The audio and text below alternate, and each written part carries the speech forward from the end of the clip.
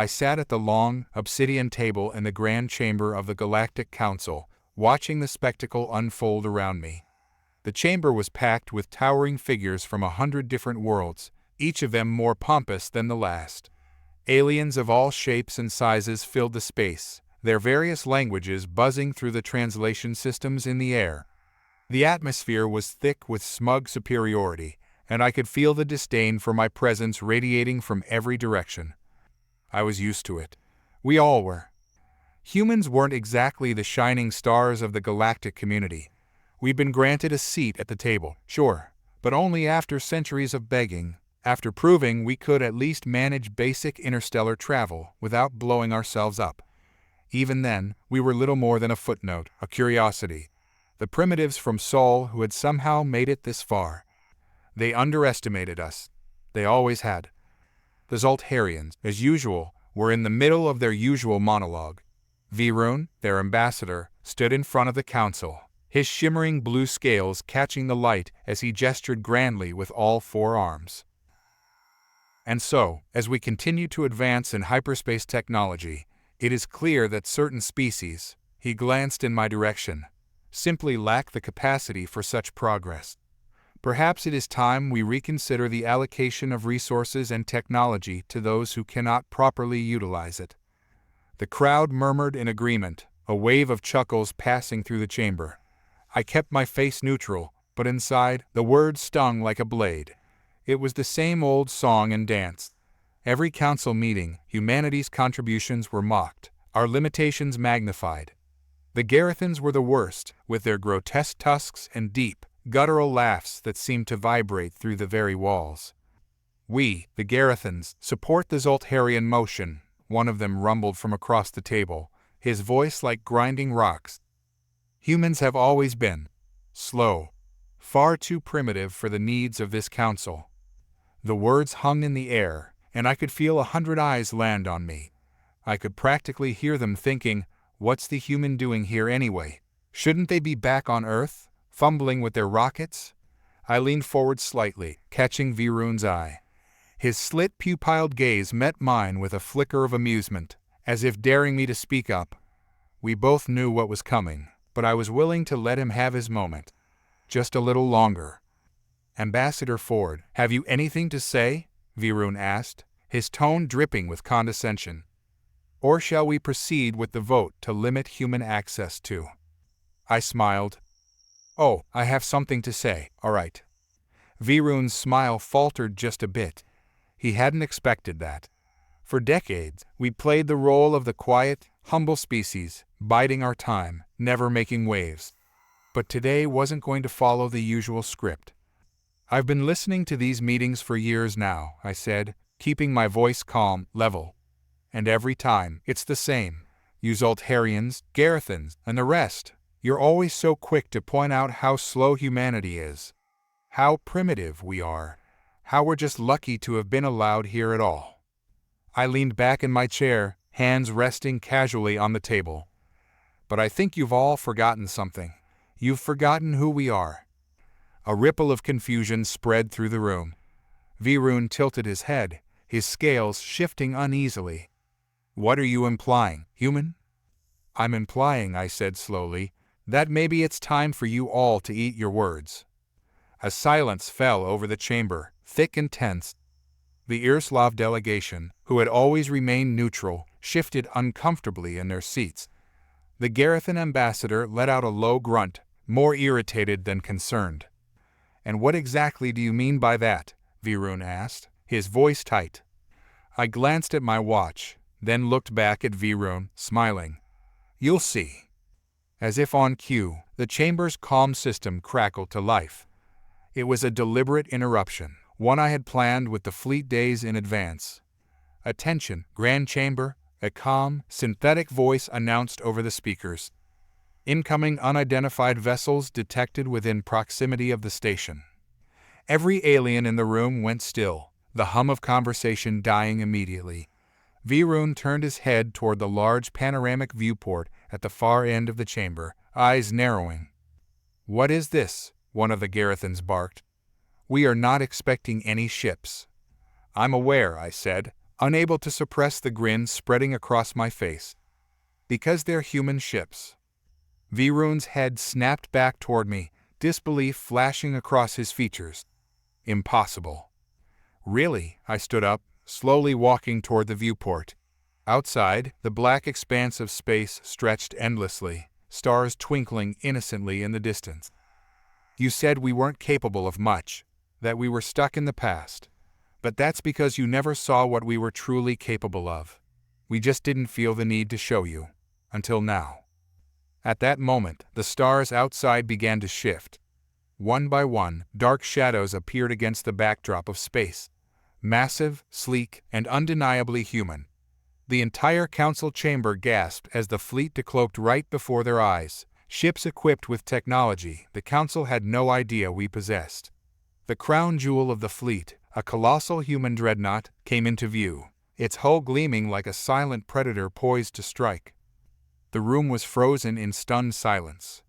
I turned back to face the assembly, letting them soak in the sight. Meet the UNS Horizon fleet, hyperspace capable, fully armed, and ready to join the galactic stage. Virun's face had lost its usual smug composure. His eyes widened, mouth opening and closing like a fish struggling for air. But how? I let the silence linger for just a moment longer, savoring the look on their faces. You thought we were behind, that you could mock us, strip away our rights, and dictate our place in this galaxy. Well, that ends today. We're not behind. We've just been quiet. Now, we've made our move. The silence in the room was deafening. Virun's usual smug expression had morphed into something akin to horror. He wasn't the only one. The Garathan ambassador, who moments earlier had practically been salivating over the thought of humiliating humanity further, was now staring slack-jawed out of the viewport. I almost felt bad for them. Almost.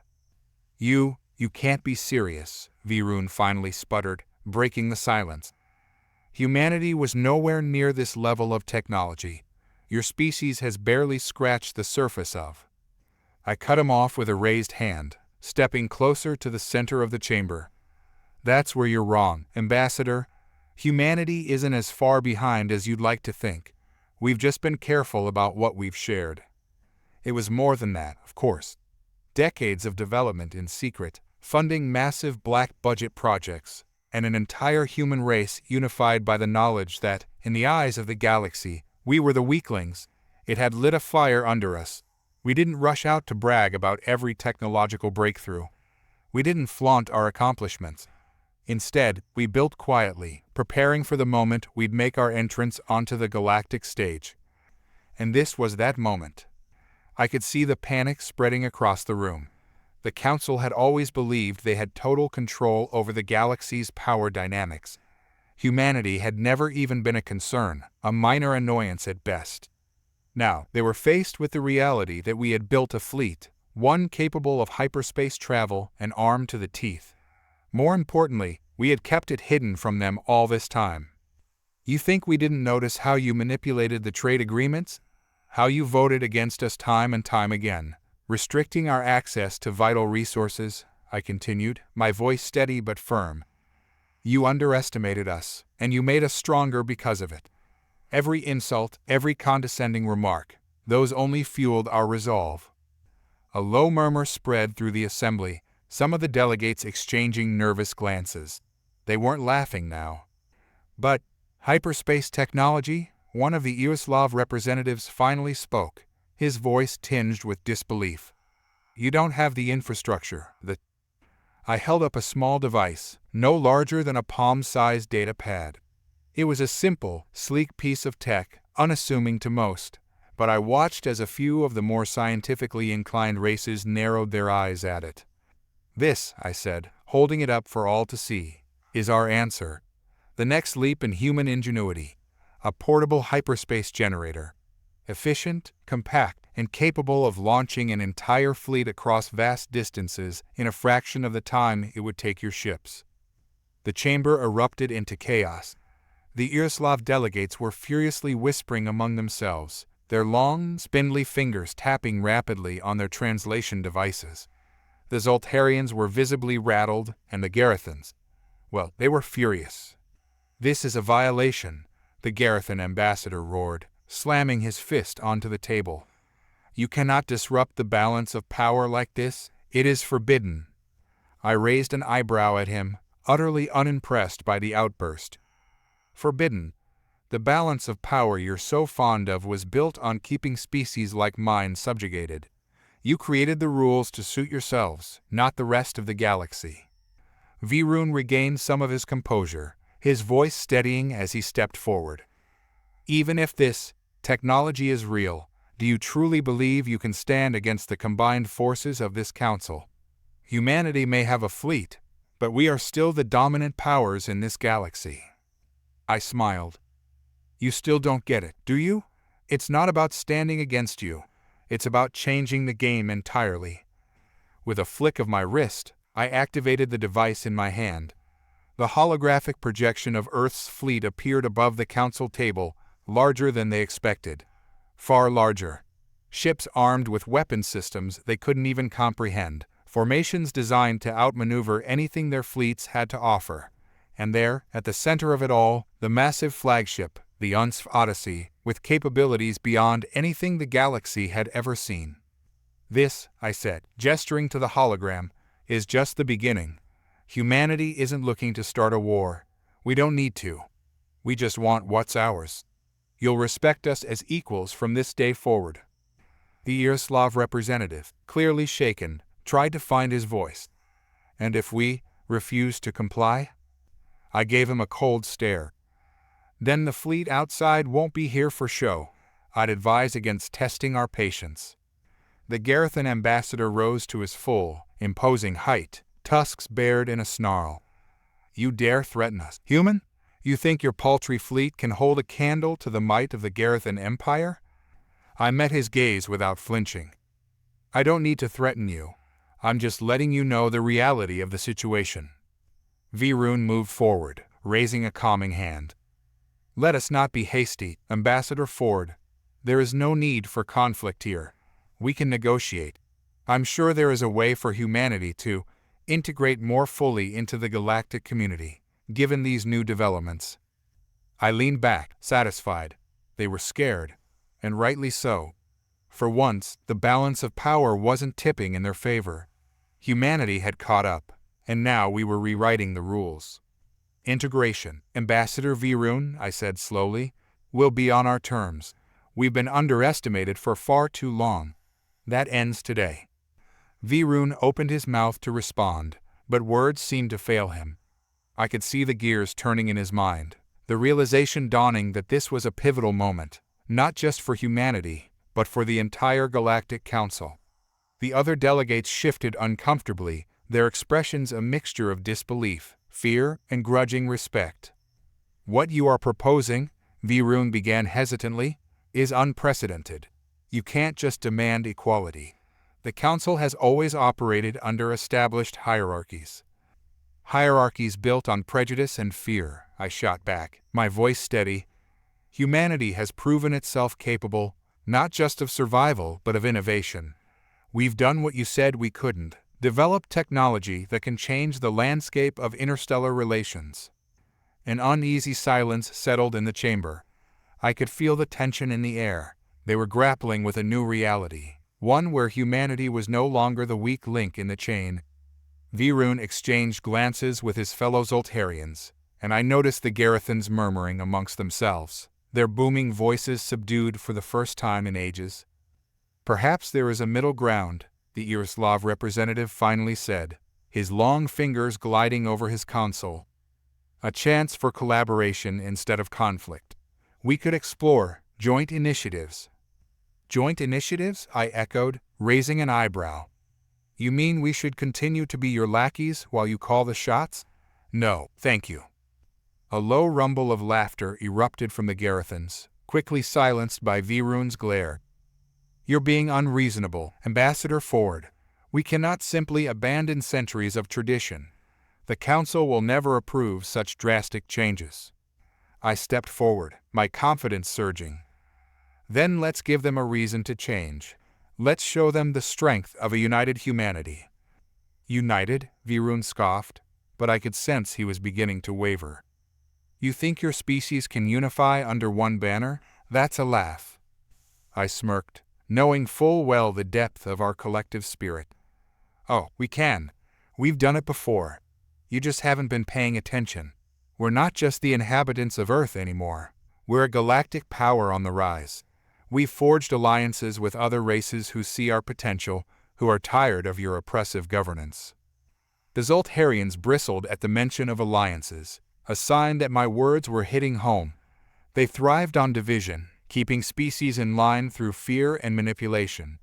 The very idea of humanity forming connections with others was a threat to their dominance. Perhaps you should think twice before underestimating us, I continued, my voice low but clear. The UNS Horizon fleet is only the beginning. We've been collaborating with the Korean Alliance, the Chuarans, and even the skeptical Eoslav, working on technology that would benefit all our worlds. We have something you don't, unity through shared goals. And what do you propose? Virun asked, his tone shifting from condescension to caution. How do you envision this unity? First, let's start with transparency. No more hidden agendas or backroom deals. We want an equal seat at the table, not as pawns but as partners. I let my gaze sweep across the chamber, gauging reactions. Then we can negotiate trade agreements that benefit all parties. And finally, we can share technology, hyperspace included, under the right conditions. But understand this, if you try to stifle our growth or push us aside again, it won't end well for anyone. A collective gasp echoed in the chamber. The Garathans were the first to protest, their voices rising in anger, but Virun raised his hand to silence them. His eyes, usually cold and calculating, flickered with uncertainty. I will bring this proposal to the council, he said slowly, but I cannot promise anything. The council has a vested interest in maintaining its status quo. Status quo? I echoed, crossing my arms. Is that what you call it? I call it a prison, and it's time we tore down the walls. The tension in the room felt palpable. I could sense the shift, an undercurrent of fear mixed with hope. The old guard was crumbling, and humanity's moment was here. If we could push past the barriers they had erected, we could pave the way for a new era in galactic politics. As Virun nodded reluctantly, the Garathans shot him questioning looks, clearly not on board with the shift in tone. But I held my ground, refusing to back down. Let's see if you can convince the council, I said, stepping back to my seat, feeling the adrenaline coursing through me.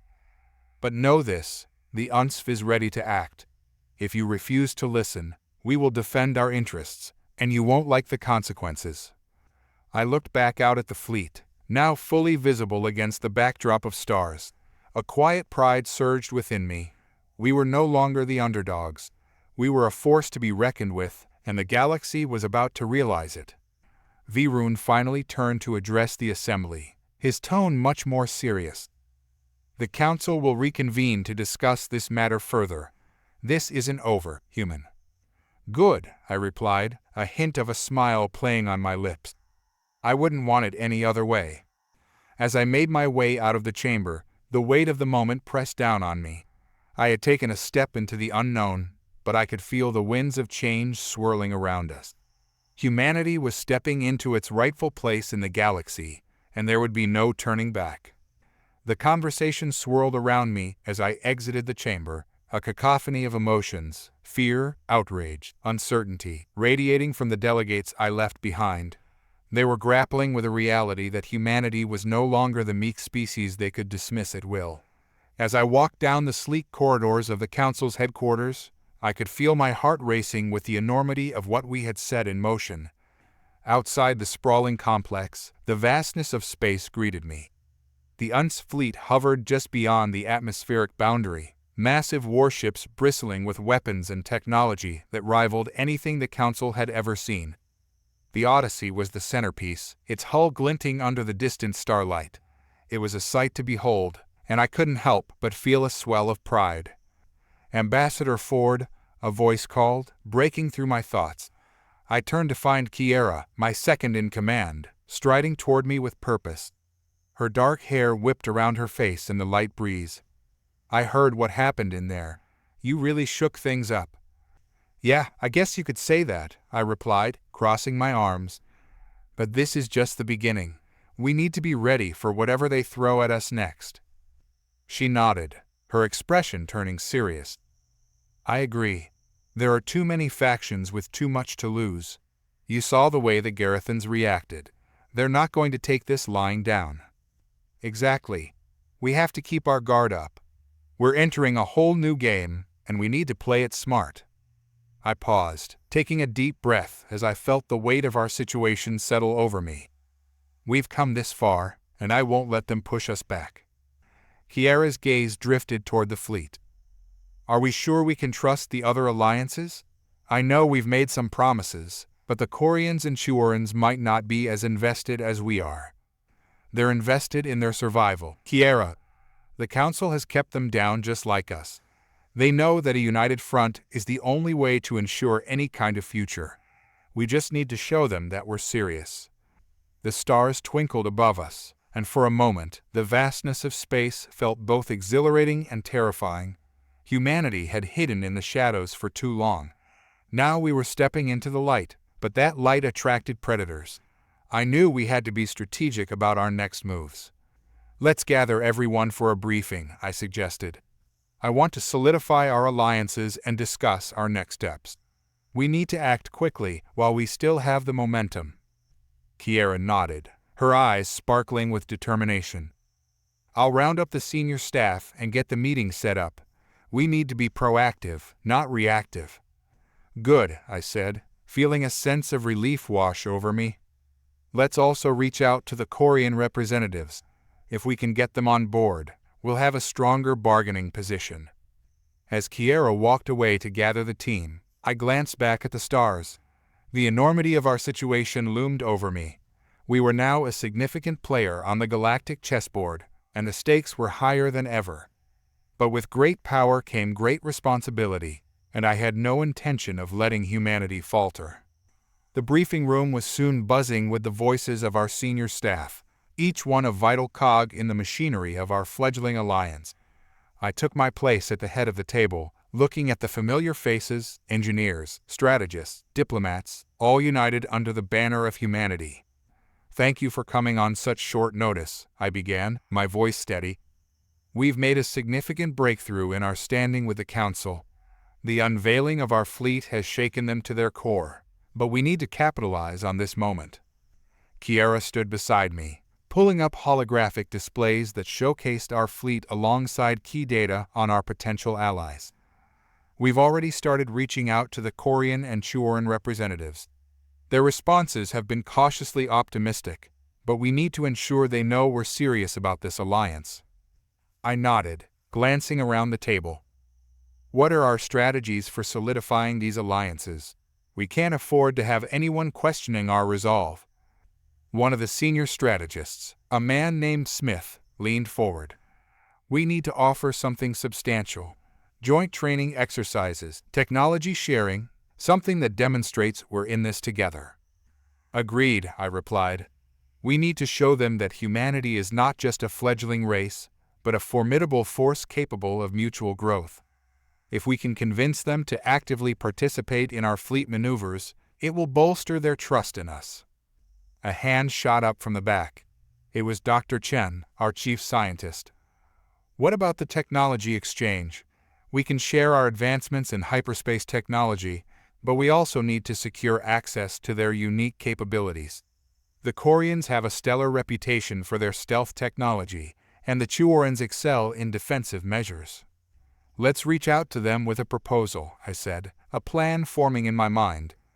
"We'll offer to collaborate on joint research projects, and in return, we'll share what we've developed. It'll be a win-win situation." As discussions continued, I felt a surge of hope. Humanity had come a long way, but this was just the beginning. The Council may have underestimated us, but we were ready to rise and claim our rightful place. However, a nagging thought lingered at the back of my mind. What would the Council's response be? If they saw us forming these alliances, they would likely retaliate, and I couldn't shake the feeling that they would be coming for us. "Keep your channels open," I reminded the team as the meeting wrapped up. "We need to be prepared for anything. They might strike back in unexpected ways." As the team filed out, Kiera stayed behind. "You really think they'll retaliate?" "I do. The council doesn't take well to being challenged. We've shown them we're not backing down, and that scares them." Kiera's brow furrowed, and I could tell she was contemplating the implications. "We need to be ready for whatever they throw at us. We can't let our guard down now." "I know," I said, placing a hand on her shoulder. "But for now, let's focus on building our alliances. Together, we'll show them that humanity isn't to be trifled with." As I watched her leave, I couldn't shake the weight of my responsibility. The galaxy was on the brink of change, and humanity was poised to become a central player. But with that power came peril, and I had to ensure we were prepared for the challenges that lay ahead. The atmosphere in the UNSF headquarters buzzed with urgency and purpose. In the days following our revelation to the Council, preparations intensified. Each division was on high alert, strategizing and mobilizing resources to ensure our alliances held strong against the tide of uncertainty. The stakes had never been higher. As I stepped into the operations center, the site was electric. Holographic displays flickered, casting blue and green glows on the faces of my team. Kiera was already at the central console, typing rapidly while coordinating various communications. The energy in the room was palpable. We were on the brink of something monumental. "Forward," Kiera called, her voice cutting through the din. "We've received preliminary responses from both the Corians and the Tuorans. They're interested in meeting to discuss the alliance in detail." "Good," I replied, feeling a surge of hope. "We need to nail down the specifics. The sooner we can formalize these agreements, the better." As I joined her at the console, the holographic displays expanded to reveal the projected fleet maneuvers and joint training exercises. "We'll need to offer them something substantial to get them on board. If we can show them our capabilities, it might convince them to commit fully." Kiera nodded, her brow furrowing. "But we need to be careful. The Council will be watching our every move, waiting for a chance to undermine our efforts." "We'll just have to stay 2 steps ahead," I said, determination fueling my words. "We can't afford to show any signs of weakness." In the following days, our team worked tirelessly, drafting proposals and reaching out to the various races. The Corians were known for their advanced stealth technology, while the Tuorans had made strides in defensive capabilities. Our strategy was simple. We would propose a series of joint exercises that would showcase our strengths while allowing us to benefit from their expertise. The day of the first meeting arrived, and I found myself pacing in the conference room, the tension thick in the air. Kiera stood by the door, her arms crossed, radiating a sense of focused energy. "Relax, Ford," she said with a hint of a smile. "You've faced worse challenges than this." "Sure, but none that could have such far-reaching consequences," I replied, trying to quell the anxious energy bubbling in my chest. The doors slid open, and the Corian delegation entered, their graceful figures gliding across the floor. They were an elegant species, tall and slender, with light skin that shimmered in hues of blue and green. Their leader, Ambassador Tilara, exuded an air of authority as she approached the table. "Ambassador Ford," she said, her voice melodic yet firm, "I trust you are ready to discuss our potential collaboration." "Absolutely, Ambassador," I replied, gesturing for her to take a seat. "We believe that a joint initiative could greatly benefit both our fleets." As the meeting progressed, we outlined our proposal, joint training exercises that would incorporate both our technologies and strategies. The Corians listened intently, occasionally exchanging glances with their compatriots. However, as we delved deeper into specifics, I noticed Tilara's expression shifting from curiosity to skepticism. "Your fleet is impressive, Ambassador, but we must consider the ramifications of such an alliance. There are those among the Council who would view this as an affront to our traditional methods." I leaned forward, meeting her gaze. "I understand the concern, but it's crucial that we evolve. The galaxy is changing, and so must we. Together, we can be more than just allies, we can be leaders in a new era of cooperation. Tialara's eyes narrowed slightly, weighing my words. And what assurances do we have that your people won't turn on us once you gain the upper hand? I took a deep breath, choosing my words carefully. I can't promise that everyone will be on board, but I can assure you that the majority of humanity sees this alliance as a path to mutual growth, not betrayal. We want to build a future where our species thrive side by side. The room fell silent as Tialara absorbed my response. Finally, she spoke, her voice contemplative. Very well. We will consider your proposal, but we must also assess the potential risks. The Council will not take this lightly. As the meeting concluded, I felt a mix of relief and trepidation. The Corians were cautious, but the fact that they were willing to consider our proposal was a significant step forward. We had planted the seeds of collaboration, but the real work lay ahead. In the days that followed, I immersed myself in preparations for the next meeting with the Chiurans. Their defensive technology was renowned, and their willingness to cooperate could tip the scales in our favor. Kiera and I worked late into the night, analyzing every detail and anticipating potential objections. Finally, the day of the Chiuran meeting arrived. Unlike the Corians, the Chiurans were shorter and stockier, with rugged features that spoke to their warrior culture. Their leader, General Devore, was a formidable presence, exuding an aura of strength and authority. "Ambassador Ford," he greeted, his voice booming. "I hope your proposal is as compelling as your reputation suggests." "General Devore," I replied, extending my hand. "Thank you for meeting with us. We believe a joint effort could enhance both our capabilities significantly." As we sat down to discuss our proposal, I could sense Devore's skepticism.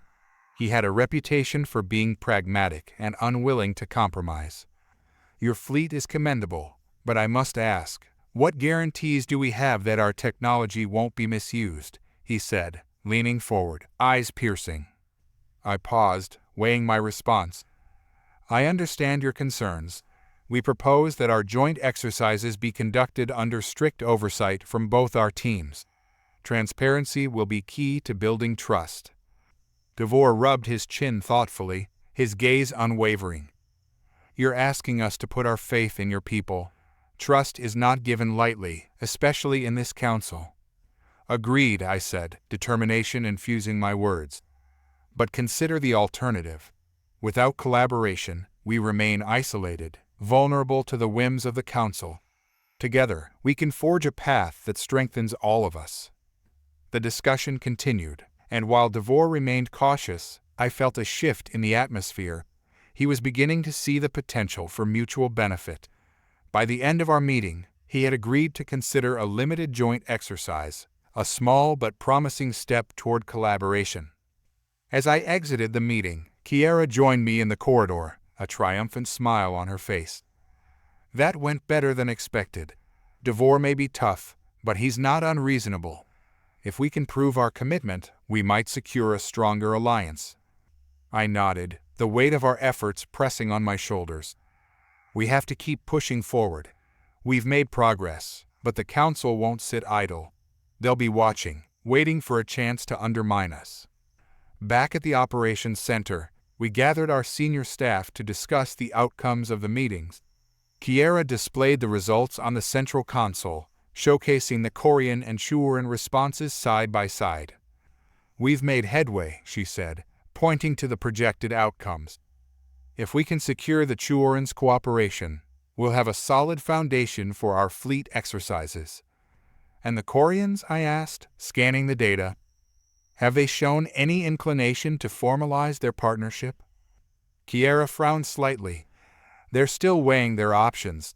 Tialara is cautious, and we need to give them more reasons to commit. We should focus on demonstrating our capabilities through those joint exercises." "Agreed. We need to show them that humanity is not just a fledgling race, but a force to be reckoned with." My voice resonated with resolve. "Let's prepare for the first joint exercise. We'll need to impress both factions and showcase our technological advancements." As plans unfolded for the exercise, a sense of urgency gripped the team. Days turned into weeks, and the countdown to the joint exercises began. I felt the pressure mounting, not just from the impending demonstration, but from the Council's looming presence. Then, just when we thought we had gained a foothold, news came that rocked our efforts. "Ambassador, you need to see this," Kiera said urgently, her expression grave. She pulled up a news feed that displayed a holographic image of the council chambers, filled with representatives, including the Zoltarians. Virun stood at the forefront, speaking passionately. "The council must not allow humanity to gain any more power," he declared, his voice echoing through the chamber. "They have shown us their hand, and it is time we take decisive action to reinforce our supremacy." I clenched my fists, anger coursing through me. They're rallying against us. This was expected, but I didn't think they'd act so quickly. Kiera's brow furrowed. If they decide to put a stop to our alliances, it could spell disaster for us. We can't let them manipulate the narrative. "Then we'll have to take a stand," I said, determination flooding my veins. "We need to counter their claims. This is our moment to show the Council that humanity is united, not divided." We mobilized our team, drafting a response to the Council. It was crucial to convey our commitment to cooperation and demonstrate our resolve. I knew we had to act fast. Every moment spent in silence was another moment for the Council to strengthen their narrative against us. As I stood before the Council's holographic assembly, I felt the weight of every eye upon me. "Honored delegates," I began, my voice steady. "We stand at a crossroads, one that will determine the future of our galaxy. Humanity is ready to join forces with those willing to collaborate. We seek not dominance, but a partnership built on trust and mutual growth." As I spoke, I could see the Quarian and Churan delegates watching intently, their expressions betraying a mix of curiosity and caution. The Council's concerns are valid, but rather than viewing humanity as a threat, we should see this as an opportunity to forge a new path together. Let us demonstrate our commitment to peace through our joint exercises, where we can showcase our capabilities side by side. The murmurs among the delegates intensified, but I held my ground. It's time to evolve beyond our old ways. The galaxy is changing, and we must change with it. Let us build a future where cooperation reigns supreme, and we stand united against the challenges that lie ahead. As I concluded my speech, the room fell silent. The weight of my words hung in the air, and for a moment I felt a flicker of hope. Perhaps this was the turning point we needed. The delegates began to deliberate, and I could sense the tension shifting in the room. Kiera stood beside me, her gaze unwavering. "You did well, Ford. We just need to hold our breath and see how they respond." Moments later, Virun's voice cut through the silence. "While we appreciate your passion, Ambassador, the Council remains wary of humanity's intentions. We must ensure that our alliances do not threaten our established order." "Then let us prove our intentions," I countered, refusing to back down. "Allow us the opportunity to showcase our capabilities through these joint exercises.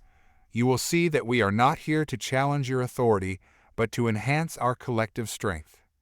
Virun's expression hardened, but I noticed a glimmer of hesitation. "We will consider your proposal, but the Council's trust must be earned, not given." "Understood," I said, steeling my resolve. "We will work to earn that trust, starting now." As I exited the assembly chamber, the reality of our situation crashed over me. The Council remained resistant, but we had planted the seeds of doubt. It was a long road ahead, but humanity was not one to back down from a fight. The aftermath of my address to the Council left a mix of relief and anxiety swirling within me. We had made our stance clear, but the Council's response hung over us like a storm cloud. As the days turned into a blur of preparation, I found solace in the work we were doing. The joint exercises with the Quarians and Churans were quickly approaching, and we had no time to waste. Back at the operations center, Kiera and I sifted through the logistics. Holographic projections of the training exercises floated above the console, showcasing the planned maneuvers between our ships. The anticipation was palpable, but so was the weight of expectation.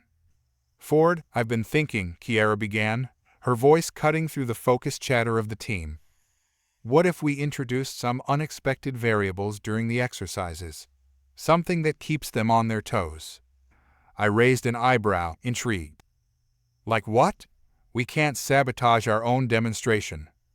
No, nothing like that. What if we simulate a surprise attack? It would showcase our combat readiness and adaptability, two qualities that might impress the Council." I considered her proposal. It could work, but we'd have to ensure that it's executed flawlessly. We can't afford any missteps. Kiera nodded, her eyes sparkling with enthusiasm. "Let's run some simulations. If we can execute this without compromising safety, it might just give us the edge we need." As the hours rolled by, we crafted our strategy. The simulations became increasingly complex, incorporating Korean stealth technology and Chuoran defensive measures. It felt exhilarating to work together, pushing the boundaries of what our fleets could achieve. Finally, the day of the joint exercises arrived. A sense of anticipation filled the air as our combined fleets gathered in the vastness of space.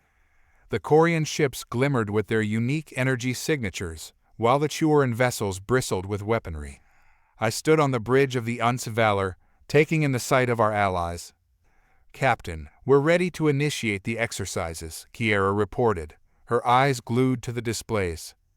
"Commence operations," I ordered, heart pounding with excitement. "Let's show them what humanity is capable of." The ships moved into formation, and the vastness of space transformed into a dynamic battlefield. Holographic projections flared to life, depicting the tactical layouts of our maneuvers. As we began, I could sense the tension in the air. Every movement counted, and every decision could impact our future alliances. "First phase is a reconnaissance sweep," Kiera instructed. "Korean ships will take the lead." The Korean vessels surged ahead, their sleek designs slipping into the shadows of space. Tilara's voice crackled through the comms, commanding her ships with precision. "We will gather intelligence on the mock enemy fleet. Prepare for evasive maneuvers." As the Koreans executed their tactics, I marveled at their efficiency. Their ships seemed to dance through space, a testament to their mastery of stealth technology. I felt a surge of pride knowing we were collaborating with such a formidable ally. "Phase 2 is approaching," Kiera announced, her fingers flying across the controls. "Chuoran ships are in position to reinforce the Korean fleet." I nodded, anticipation buzzing in my veins. Let's see how they handle a surprise engagement. As the mock enemy fleet emerged from the darkness, I watched with bated breath. The Korean vessels transitioned seamlessly from stealth mode, launching a barrage of tactical strikes. Meanwhile, the Chuoran ships positioned themselves as the frontline defenders, creating a wall of shields to protect our advancing fleet. "This is it," I said, barely containing my excitement. "Let's see how they adapt."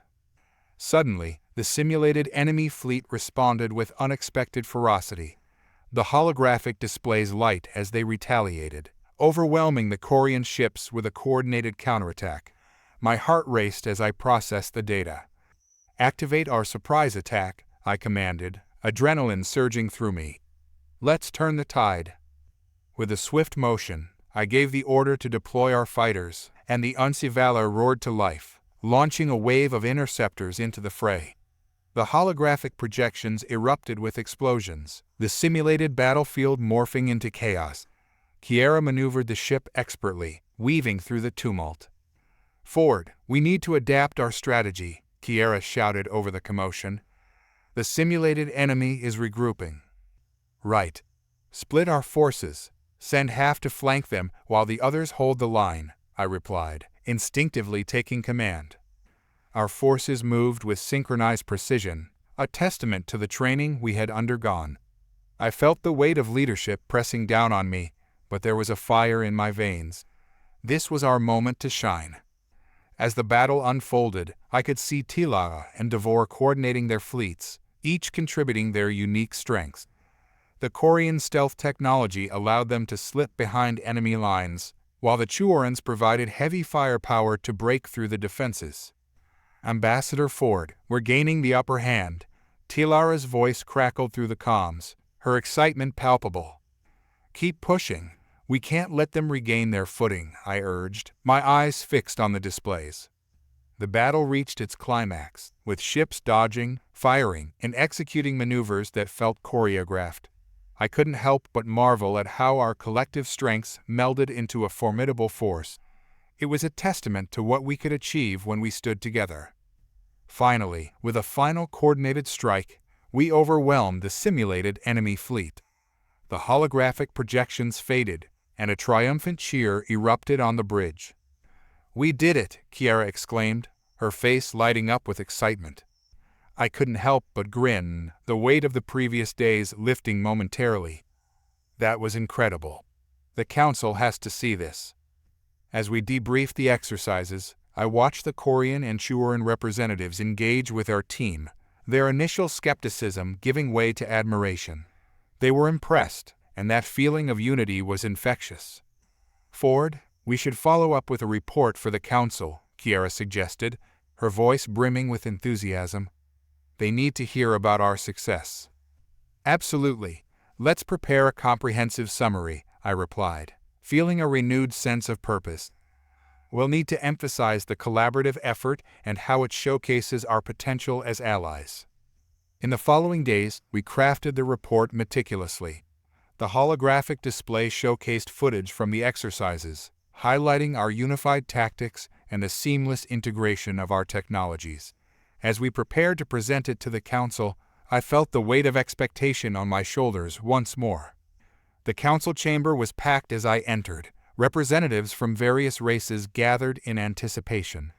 I took a deep breath, steeling myself as I approached the podium. "Honored members of the Council," I began, my voice steady. "I stand before you today to present the results of our recent joint exercises with the Koreans and Chuorans.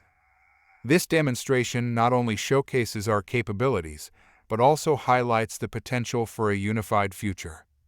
I gestured to the holographic display, which light the room with images of our fleet working in unison. "What you see here is not just a display of power, but a testament to what we can achieve together. We stand ready to collaborate and lead our galaxy into a new era." The room fell silent as the images played out, showcasing our strategic maneuvers and the successes of the joint exercises. I could feel the tension shift, the skepticism wavering as the representatives absorbed the evidence before them. When the presentation concluded, I stepped back, heart racing as I awaited the Council's response.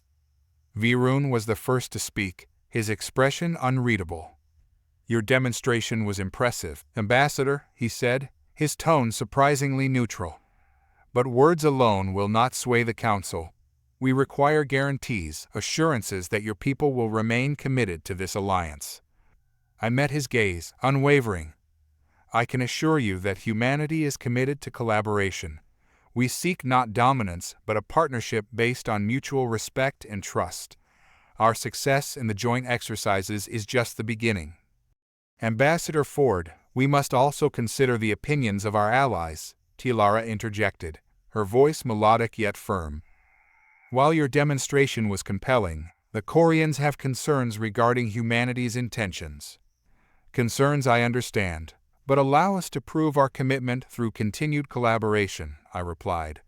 "We are ready to establish a joint task force that will work together on future initiatives, with transparency and oversight from both our fleets." General Devore leaned forward, his expression thoughtful. "If we are to consider this alliance, we must also set boundaries. We cannot afford to let our technologies fall into the wrong hands." "Agreed," I said, my voice steady. "We will outline the parameters for our collaboration and ensure that oversight is maintained throughout." As discussions unfolded, I sensed the tide shifting. The Council began to recognize the potential for collaboration, and with each passing moment, I felt a glimmer of hope. Finally, after hours of debate, Virun turned to the Council. "It is clear that humanity is prepared to take the next step. We will grant you the opportunity to solidify your alliances with the Koreans and Chuorans, provided that oversight is established. Cheers erupted in the chamber, the atmosphere shifting from tension to celebration. I exchanged a glance with Kiera, her eyes shining with pride. "We did it," she whispered, her voice barely containing her excitement. Once the celebration subsided, Kiera and I gathered with our core team to discuss our next steps. We met in a dimly lit conference room aboard the Uns Valor. The walls were adorned with holographic displays of our fleet, data streams flickering with updates from our recent exercises. "Ford, we need to act quickly," Kiera said, her voice laced with urgency. "The Council's approval is one thing, but we need to solidify our presence and build trust with the Corians and Chiurans." "Agreed," I replied, rubbing my temples as I considered the implications of our recent victory. "We have to hit the ground running. Let's initiate the Joint Task Force immediately. We'll set up a series of collaborative projects to strengthen our alliances." Kiera nodded, tapping her tablet to pull up potential initiatives. "We could focus on joint training programs, technology sharing, and research projects. If we can get our fleets operating in harmony, it will speak volumes to the Council." As we brainstormed ideas, Tilara entered the room, her demeanor calm yet purposeful. "Ambassador Ford, I would like to speak with you regarding our next steps," she said, her voice smooth like silk.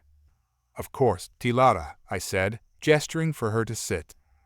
"We were just discussing our plans to solidify our alliances. The Corians are eager to collaborate, but there are factions within our council that remain skeptical," she explained, her brows knitting together.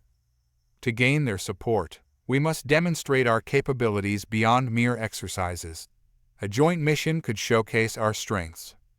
"What do you have in mind?" I asked, intrigued.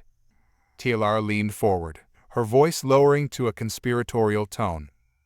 "There have been reports of increased pirate activity near the outskirts of Corian space.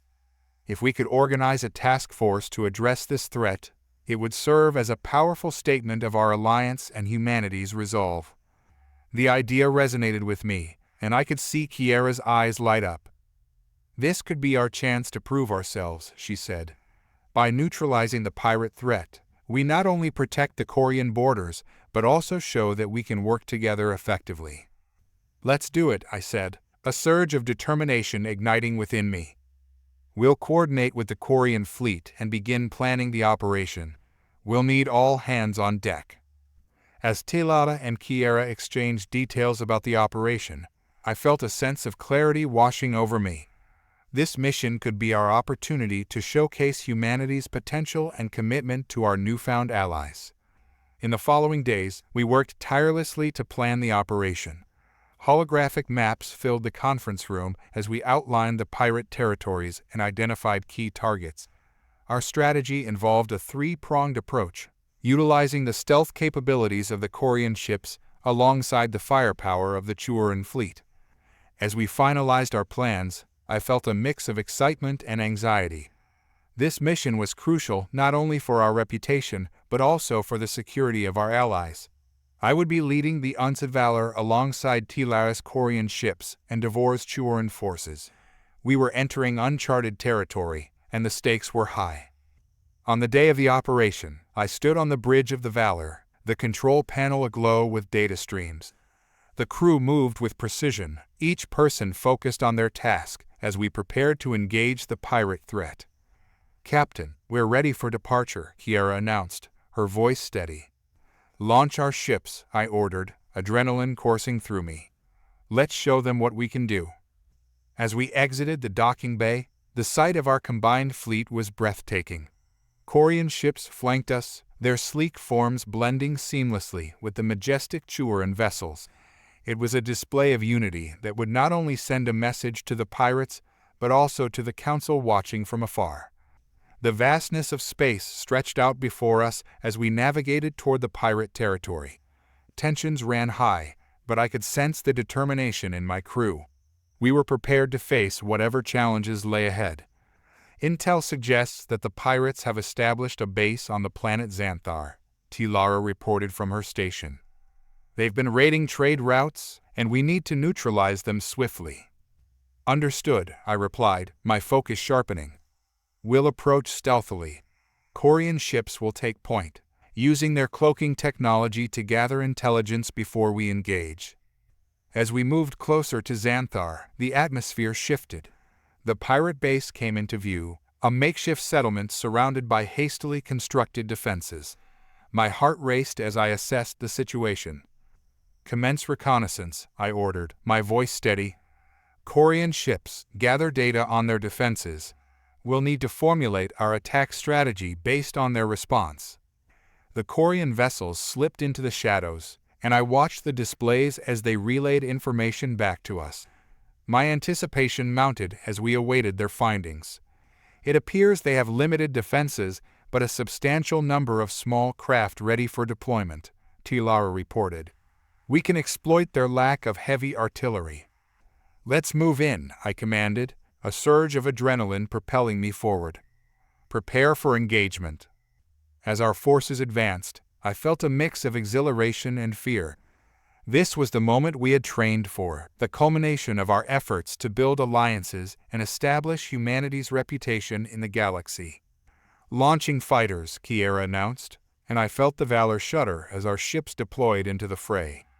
The holographic displays erupted with activity as combat unfolded. Maintain formation, I shouted, guiding our fleet through the chaos. Korean ships, cover the flanks. Churan vessels, focus fire on their small crafts. As we engaged the pirates, the intensity of the battle enveloped us. Explosions lit up the darkness of space, and I could feel the adrenaline surging through my veins. We were fighting not just for our own survival, but for the bonds we were forging with our allies. The pirates were disorganized, their ships scattering as our coordinated attack took them by surprise. The Korean vessels moved fluidly, darting in and out of the fray, while the Chuorans unleashed devastating barrages against the enemy. Keep pushing, don't let them regroup, I commanded, my heart pounding as I watched the battle unfold. With every passing moment, I could sense the tide turning in our favor.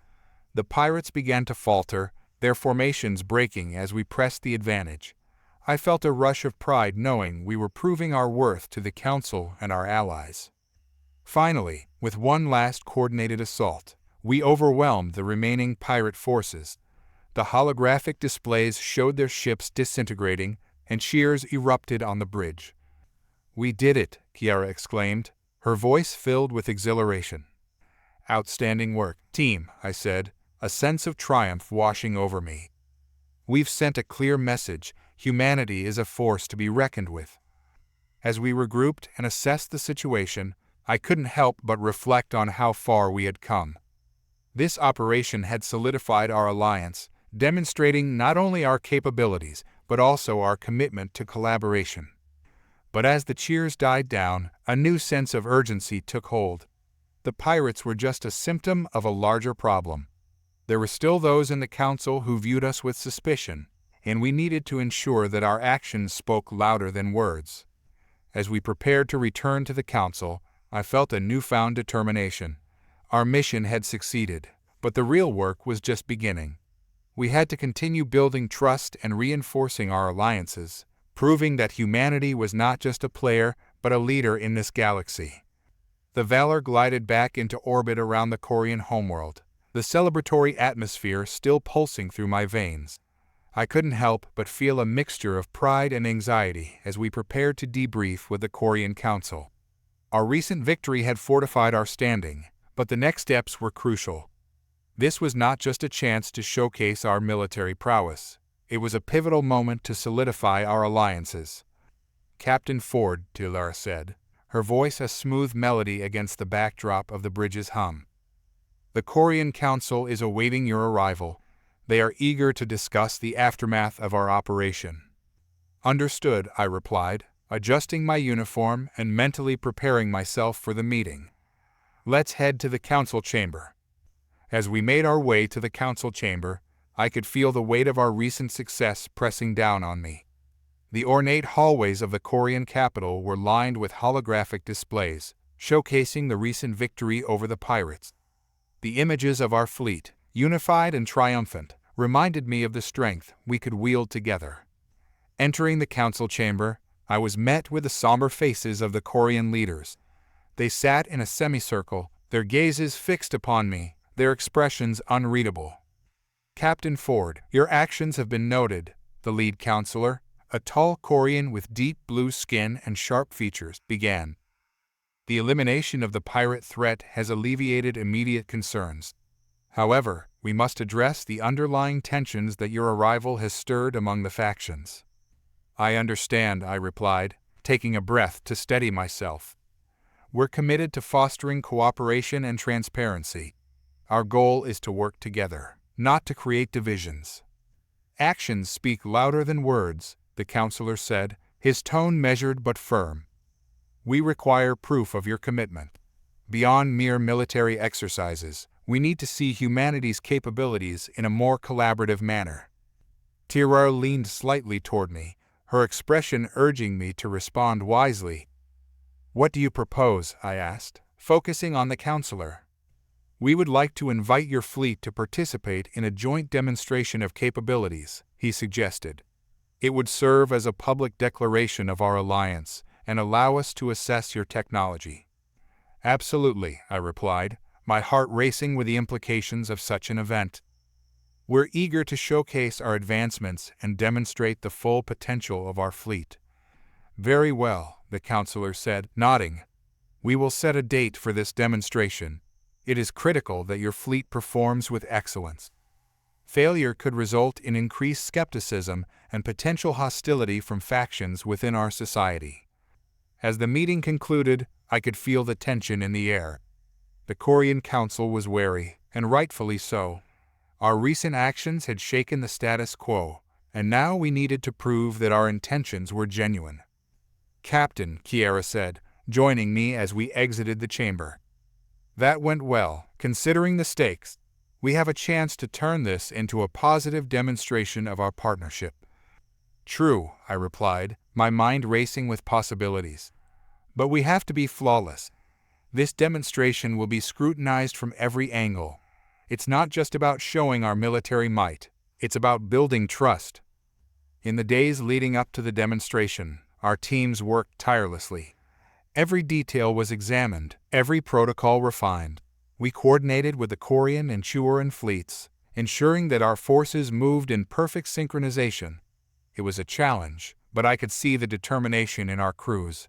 Everyone knew the importance of this moment. Finally, the day of the demonstration arrived. The skies above the Korean homeworld were filled with ships, their forms glistening under the sunlight. Spectators gathered on the planet below, eager to witness the display of power and unity.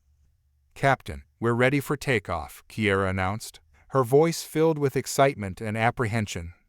"Let's make history," I replied, steeling myself for the task ahead. As the Valor launched into space, I couldn't help but feel a swell of pride. Our fleet had grown to include ships from both Korean and Churan forces, a testament to the alliances we were forging. The vastness of space stretched out before us, a canvas for our demonstration. "Commencing formation drills," I commanded, my heart racing. "Korean ships will take the lead. Churan vessels will provide support and cover." As we moved into position, I felt the hum of anticipation radiating through the bridge. The Korean ships moved gracefully, their sleek designs cutting through the darkness of space. I could see the Churan vessels forming up behind them, their bulk a solid reminder of our strength. "Engaging stealth mode," Tilar announced, her hands deftly manipulating the controls.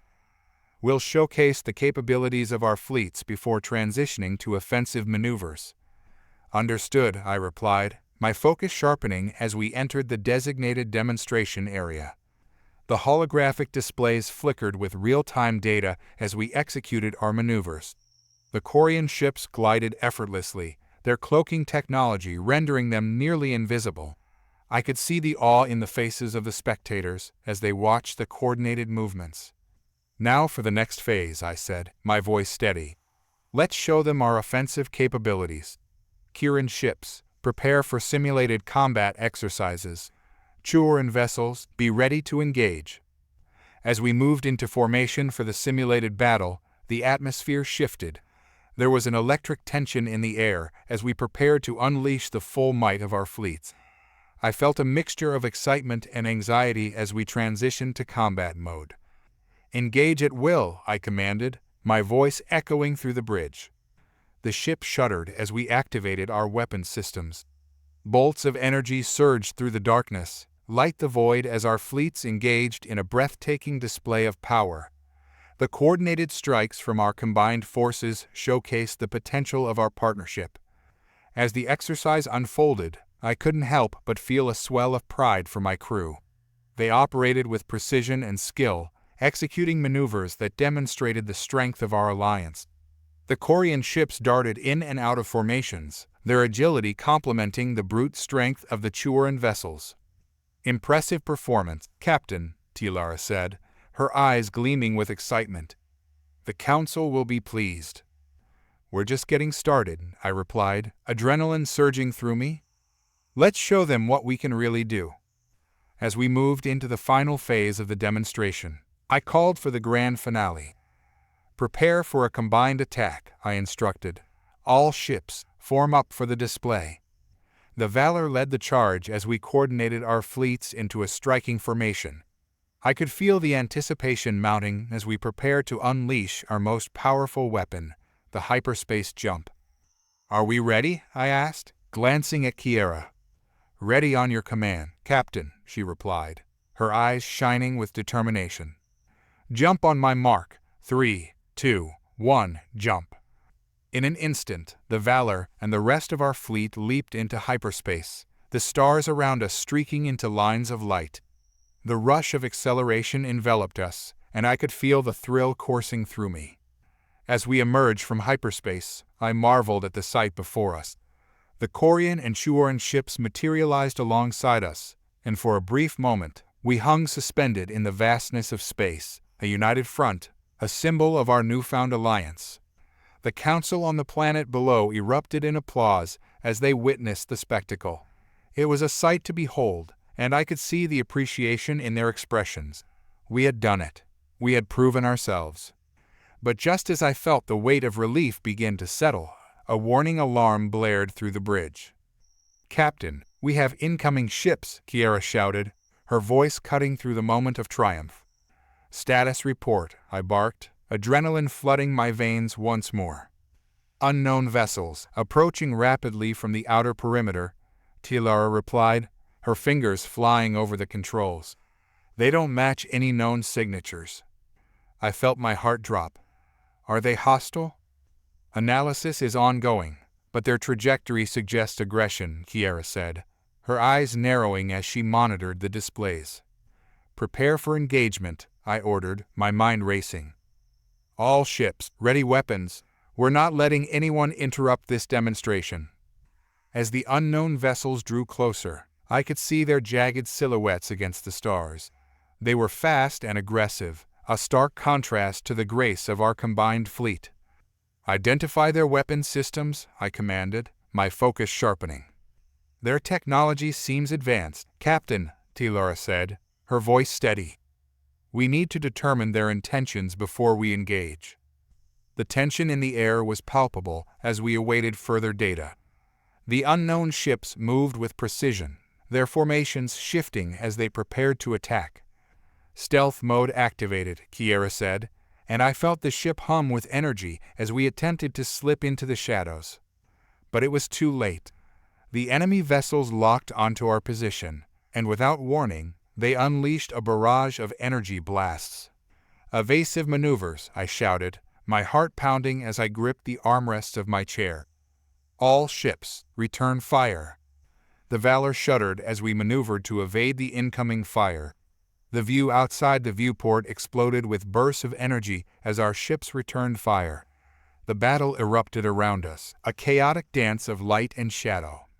"Stay focused," I yelled, my heart racing. "We need to protect the Korean ships. They're our priority." Kiran and Churan vessels engaged the enemy, their weapon systems firing in unison. I could see the enemy ships moving with uncanny precision, dodging our attacks and closing in on our position. "Captain, we need to regroup," Kiera shouted, her voice tense. The enemy is flanking us. Reroute power to shields, I commanded, my mind racing as I tried to assess the situation. We can't let them break our formation.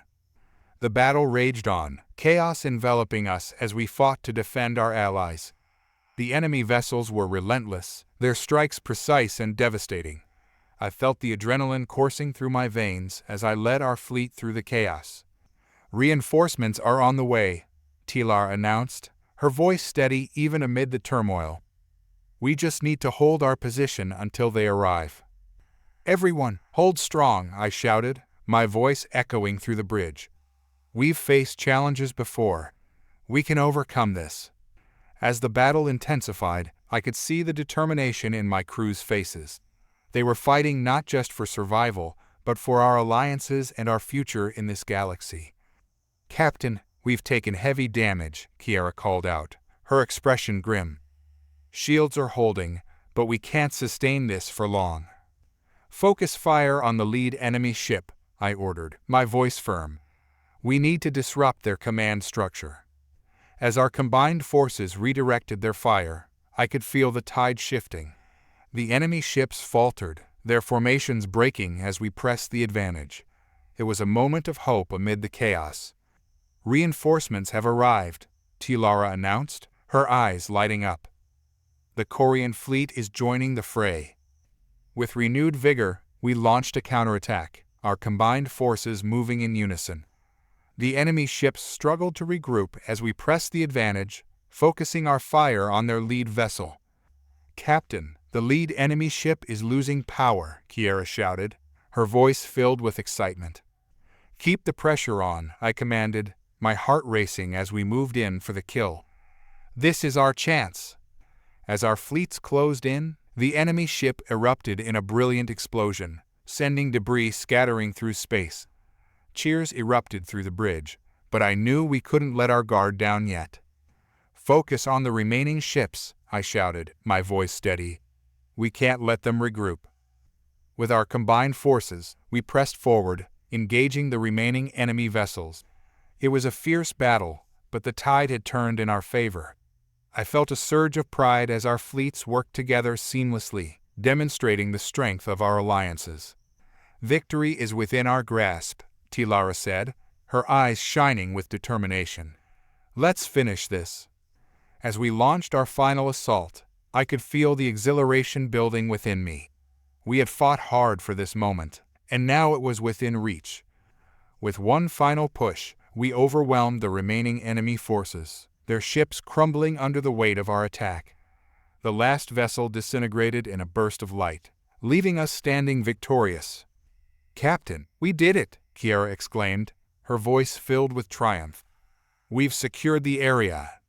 A wave of relief washed over me as I surveyed the remnants of the battle. We had proven our strength and resilience, not just to our enemies, but to our allies and ourselves. Good work, team, I said, my heart swelling with pride. We've sent a clear message: humanity is here to stay, and we stand united with our allies. As we regrouped and assessed the damage, I felt a sense of accomplishment wash over me. We had faced adversity and emerged victorious, solidifying our place in the galaxy. But as we prepared to return to the Korean homeworld, I knew this was only the beginning. The battle for acceptance and trust would continue, but now we had a strong foundation to build upon. As we made our way back, I looked out at the stars, feeling a renewed sense of purpose. Humanity had arrived in this galaxy, and we would not be silenced. Together, we would forge a path toward a brighter future. As the Valor made its way back to the Korean homeworld, I couldn't shake off the adrenaline from the battle. Victory was exhilarating, yet it came with a heavy price. Our fleet had sustained damage, and we'd lost several good men. I felt a familiar weight settle on my shoulders, responsibility for my crew and the alliances we were forging. This wasn't just about military strength, it was about trust and collaboration. Captain, Kiara's voice pulled me from my thoughts as we approached the Korean capital. The council is waiting for our report. They're eager to know the outcome of the battle. Let's not keep them waiting, I replied, straightening my uniform. Prepare for the debriefing. As we landed and disembarked from the Valor, I was met with a wave of Korean officials and soldiers. Their expressions ranged from concern to admiration. I knew they had witnessed the battle from the surface, and their reactions would be crucial in shaping our future interactions. Captain Ford, the lead counselor, greeted me, his tone a mix of formality and genuine relief. "We were worried for your fleet. The battle was fierce, but your command skills shone through." "Thank you, Counselor," I said, meeting his gaze. "We faced unexpected hostility, but our combined forces proved effective. We've shown that we can work together." "Indeed," he replied, nodding gravely. "But this conflict raises important questions. Why did these ships attack us? Their technology is advanced, yet they do not match any known faction in our records." "That's a concern we need to address," I said, feeling the weight of the moment. "If we want to secure our position in this galaxy, we must understand the enemy we're dealing with. There's more to this than mere piracy. This is likely part of a larger scheme." The council exchanged glances, and I could sense the tension in the air. Trust had been hard-earned, and any hint of deception could unravel the delicate alliances we were trying to build. "Shall we convene for further analysis?" Tilara suggested, her demeanor calm but resolute. "We need to gather intelligence on these attackers." The counselor nodded. "Let us take this matter seriously. We will assemble our best analysts to investigate." As we moved to the conference room, the atmosphere shifted from relief to urgency. I could sense that our recent victory, while significant, was merely a precursor to the challenges we would face. This enemy was unknown, and unknown enemies were often the most dangerous. Once in the conference room, we spread out a holographic map of the galaxy, highlighting the Korean homeworld and the surrounding systems. The Korean leaders, Tilara, and I focused on the coordinates where we had encountered the hostile vessels. "Our scanners detected them approaching from the Elysian Nebula," I pointed out. "It's a region known for its unpredictable cosmic phenomena. It's possible that they were using the nebula as cover for their approach." "We've always considered the Elysian Nebula a region to be avoided," one of the Korean leaders remarked. "If they're utilizing it for attacks, we must rethink our defenses." I nodded. "We also need to identify their home base. If we can pinpoint their origin, we can better prepare our defenses and counter their strategies." As the discussions continued, I felt a surge of determination. We were at a crossroads, and our next decisions could shape the future of our alliances. My mind raced with possibilities and scenarios, but one thing was clear: we couldn't allow ourselves to be caught off guard again. Hours passed in tense deliberations. We analyzed every scrap of data from the recent battle, piecing together the puzzle of the enemy vessels. As we dug deeper, the pieces began to fall into place, revealing a larger threat lurking beneath the surface. "Captain," Tilara interjected, her voice steady, "we found something. The energy signatures from the enemy ships match a rare form of technology developed by an ancient race known as the Darvok." "The Darvok?" I frowned, remembering the fragmented tales of an ancient civilization that had once been a dominant force in the galaxy, only to vanish mysteriously. "What do we know about them?" "They were known for their advanced technology, particularly in stealth and weaponry," Tilara continued. "However, they vanished over a millennium ago. If they've returned, or if their technology has fallen into the hands of another faction, we're facing a significant threat." I felt a chill run down my spine. The return of the Darvok could mean a major shift in the power dynamics of the galaxy. "We need to act fast," I said, looking around the room. "If we're dealing with remnants of the Darvok, we must fortify our defenses and possibly initiate diplomatic outreach to other factions." "Agreed," the counselor said, his expression grave. "We cannot take this lightly. We will begin preparations immediately. But we must also consider the response from the other factions. They may not see the return of the Darvok as a threat." "Exactly," I replied. "We need to frame our message carefully. We must present our findings as a unified front." As the meeting concluded, I felt the weight of our decisions settle in. We were on the brink of something monumental. But before we could begin our preparations, I had to face another challenge: the Council's perception of humanity's role in this galaxy. "Captain," Kiera said quietly as we left the room, "how do you feel about this new development?" "I'm concerned," I admitted. "The return of the Darvok changes everything. We've barely established our position here, and now we may have to contend with a race that has long been lost to history." "Do you think we can rally our allies against this threat?" she asked, her brow furrowed in thought. "If we present ourselves as a united front, I believe we can," I replied. "But we'll need to be strategic in our approach. We can't afford to show any sign of weakness."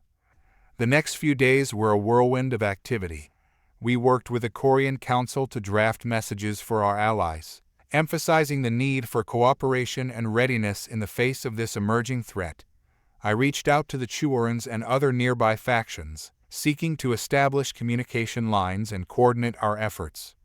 As we prepared for the coming storm, I could sense a shift in the atmosphere around the Valor. The crew was on edge, but they were also resolute. We were in this together, and we would face whatever challenges awaited us. Finally, the day came when we would address our allies.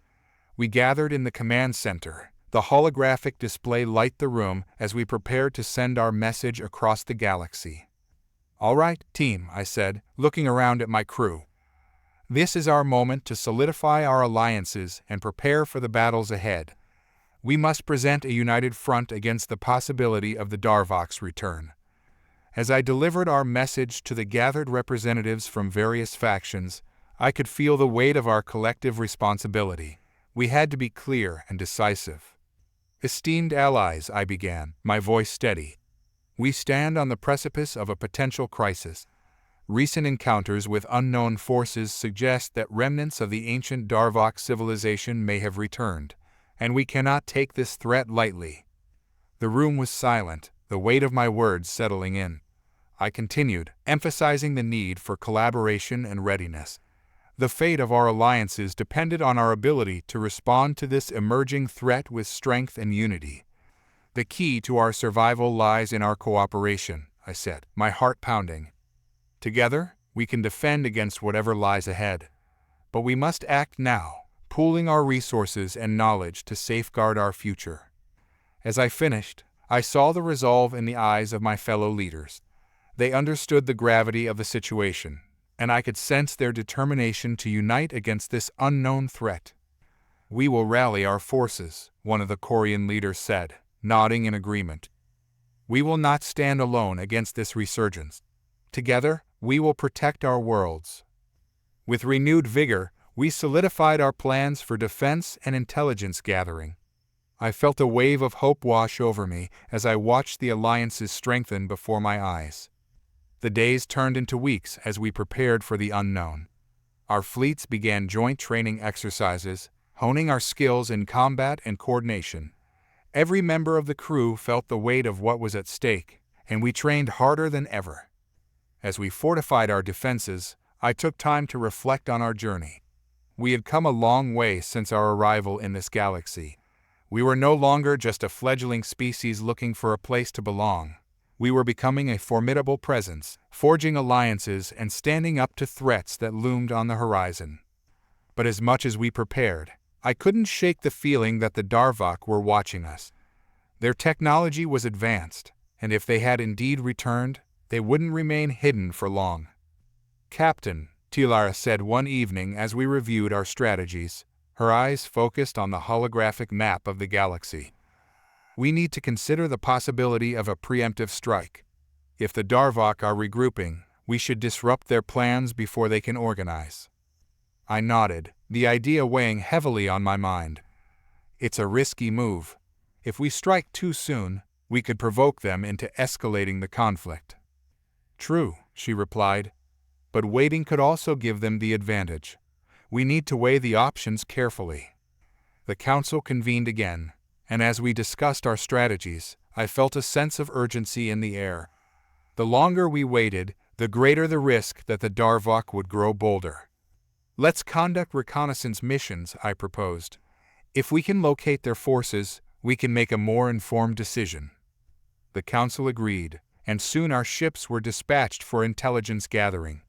As we awaited their return, I felt a mix of anticipation and dread. We were moving into uncharted territory, and I couldn't shake the feeling that the next encounter with the Darvok would determine the fate of our alliances. Then came the day I had dreaded. The ships returned with troubling news. Their reports indicated that strange energy signatures had been detected near the Elysian Nebula, and there were signs of activity that could belong to a Darvok fleet. The room fell silent as the implications sank in. We were running out of time. "We need to mobilize our forces," I said, standing up and addressing the council. "If they're regrouping, we must strike before they're fully operational." "But we don't know how many ships they have," one of the Korean leaders countered, concern etched on his face. "If we attack blindly, we risk everything." "We can't wait any longer," I insisted, my heart racing. "If we allow them to build strength, we'll be facing a united front with little hope of victory. We need to act decisively." As I spoke, I could see the uncertainty in the room. They understood the gravity of the situation, but they were also aware of the risks. I had to find a way to convince them that action was our only option. "Together, we've faced impossible odds before," I reminded them, my voice steady. "We defeated the enemy forces in our last encounter, and we can do it again. But we must act as one." Slowly, I could see their resolve strengthen. The council exchanged glances, and I felt a surge of hope. We were in this together, and we would face the coming storm united. "Very well," the lead counselor said, his voice firm. "We will prepare our fleets for an offensive, but we will do so with caution. We will gather as much intelligence as possible before proceeding." As the preparations began, I felt a renewed sense of purpose. This was our chance to take the fight to the Darvok, to show them that humanity and its allies would not be intimidated. We would rise to the challenge, no matter the cost. With our fleets readying for mobilization, I took a moment to reflect on how far we had come. This was no longer just a fight for survival. It was a fight for our future, for the alliances we had forged, and for the place we wanted to carve out in the galaxy. As we prepared for the inevitable confrontation, I couldn't shake the feeling that we were standing on the brink of something monumental. The fate of our alliances depended on our ability to face the Darvok head-on. "Captain," Kiera said quietly as we finalized our plans, "are you ready for this?" "More than ever," I replied, feeling the weight of leadership settle in my chest. "We will face this threat together, and we will emerge victorious." As the countdown to our offensive began, anticipation buzzed through the Valor. My crew worked tirelessly, preparing the ship for battle, and I couldn't help but feel the weight of their expectations on my shoulders. We were no longer just humans fighting for survival. We were allies standing together against a common enemy.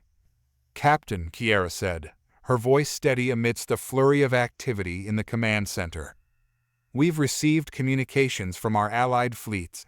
They're ready for deployment at our command." "Good," I replied, scanning the tactical readouts displayed on the holodeck. "We need to coordinate with the Korean and Chuoran fleets for a united front. This isn't just about striking back. It's about showing the Darvok that we stand as one."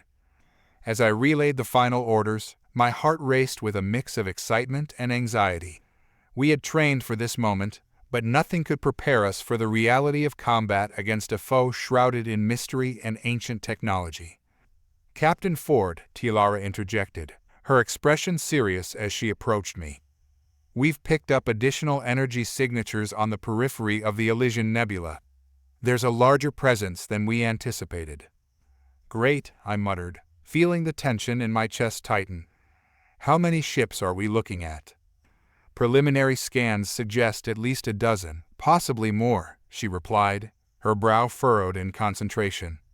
"They're using the nebula's interference to mask their movements." I nodded, absorbing the information. "We need to confirm their numbers and position. If we strike, we must do so with precision." As we continued our preparations, I felt a sense of camaraderie among the crew. Everyone was acutely aware of what was at stake. We were fighting not just for our survival, but for the future of our alliances. "Attention all crew," I announced over the intercom, my voice resonating through the ship. "We are on the brink of a significant operation against the Darvok. This will require every ounce of focus and dedication from each of you. I believe in our combined strength, and I know we can overcome this threat. Let's show them what humanity and its allies can achieve together." A chorus of cheers erupted through the ship, and I felt a surge of pride swell within me. This was more than a mission. It was a testament to our resilience, our unity, and our indomitable spirit. With our fleets ready, we entered the Elysian Nebula. The swirling clouds of gas and cosmic debris wrapped around us, casting an eerie glow across the viewports. The nebula was both beautiful and treacherous, a fitting backdrop for the clash that awaited us. "Captain, we're nearing the coordinates of the energy signatures," Kiera reported, her eyes locked on the readouts. "We should be able to engage shortly." "Prepare to initiate our battle protocols," I commanded, my heart racing. "I want our shields up and weapons primed." As we drew closer, the tension thickened in the air. I could feel the anticipation radiating from my crew. They were ready to face whatever lay ahead. "Scanning for enemy ships," Tila announced, her fingers flying over the control panel. "We'll need to pinpoint their location before we initiate the attack." Seconds felt like hours as we waited for the scans to complete. Finally, the display light with data, revealing a fleet of sleek, angular ships lurking in the nebula. They were adorned with strange markings, their hulls reflecting the colors of the gas swirling around them. "There they are," I said, my voice low. "Prepare for engagement. On my mark." The crew braced themselves as we entered combat formation. "All ships are in position," Kiera confirmed. "We're ready to engage." "Now," I commanded, and the Valor surged forward, the engines roaring to life. Laser fire erupted from the enemy vessels, lighting up the dark expanse of space as our ships responded in kind. The first volley of shots struck the enemy fleet, light the nebula in bursts of energy. The Corian and Chuoran ships flanked us, coordinating their attacks with precision. "We're taking fire," Kiera shouted, her voice strained as she maneuvered the ship. "Shields holding, but we've sustained minor damage to the aft section." "Divert power to the shields and return fire," I ordered, my pulse quickening. "Focus on their lead ship." The Valor shuddered as another round of enemy fire impacted our shields. I could see the readouts fluctuating, but we held strong. We had trained for this, and I was determined to lead my crew through this chaos. As we engaged the enemy, I noticed a strange pattern in their movements. They were more coordinated than I had anticipated, executing maneuvers that seemed to flow seamlessly. "They're using a form of tactical awareness," Tilara noted, her eyes narrowed in concentration. "It's almost as if they can predict our movements." "That's a disadvantage for us," I replied, gritting my teeth. "We need to adapt quickly." "Kiera, switch to evasive maneuvers. We can't let them lock onto us."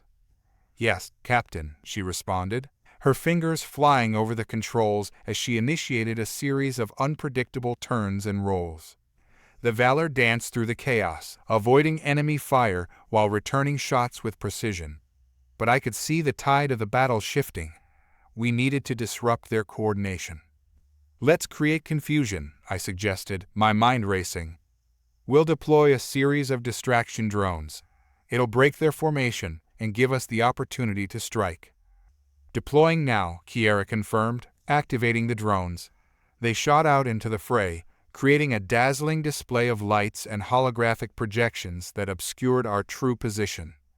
"Engage now," I shouted, my adrenaline surging as we pushed forward into the chaos. The distraction worked. The enemy ships faltered, their coordination breaking as they scrambled to identify the real targets among the flurry of drones. We seized the opportunity, unleashing a barrage of fire that tore through their ranks. "Direct hit on the lead ship," Tilara exclaimed, her eyes bright with excitement. "They're destabilizing." The sight was exhilarating. As the lead ship began to break apart, a surge of hope washed over me. We could win this battle. We could push back against the Darvok threat. But just as I allowed myself to feel a glimmer of triumph, a new wave of ships emerged from the nebula's depths, their sleek forms gliding effortlessly toward us. My heart dropped. "Reinforcements!" Kiera shouted, her voice filled with alarm. "They're flanking us from the rear." "Divert all power to the shields," I commanded, the gravity of the situation sinking in. "We need to hold our position." As we faced the new threat, I realized we were outnumbered. The tide of battle had shifted once more. "Captain, we need to retreat," Kiera urged, her eyes darting between the readouts. "We can't take on this many." "No," I shouted, the fire of determination igniting within me. "We're not retreating. We've come too far. We will hold this position." I steeled myself as the enemy ships closed in, their weapons primed for fire. I could feel the tension in the air, the pulse of battle thundering in my ears. "Prepare for evasive maneuvers, and get ready to deploy the remaining drones," I ordered, my heart pounding. "We're going to make them think twice." The crew sprang into action, adrenaline fueling their movements. I could see the determination in their eyes as we braced for the impending assault. The first wave of enemy fire struck our shields, sending the Valor rocking. I held onto the command console, my knuckles white as I fought to maintain control. "Return fire. Target their weapons systems," I shouted, my voice ringing through the chaos. As we engaged the enemy, I realized that we were fighting for more than just our survival. We were fighting for the future of our alliances, for the very essence of humanity's place in the galaxy. "Captain, we're taking heavy damage," Kiera yelled, her voice strained. "Shields are holding, but we can't take many more hits like that." "Stay strong," I shouted back, refusing to let fear creep in. "We can't back down now." With renewed resolve, I focused on the battle before us, my heart racing as we pressed on against overwhelming odds. "Deploying drones now," Kiera confirmed, her fingers dancing over the controls as the drones shot out into the fray once more.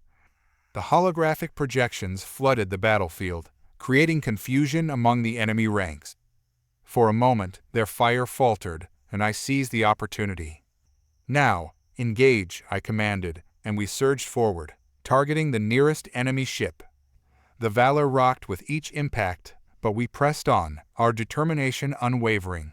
We were not just fighting for our survival, we were fighting for a future where humanity would not be sidelined, where we would take our place among the stars. With each enemy ship we took down, I could feel our strength growing. The tide of battle shifted again, and the Corian and Chuoran fleets rallied alongside us, joining in the charge. "Keep pushing.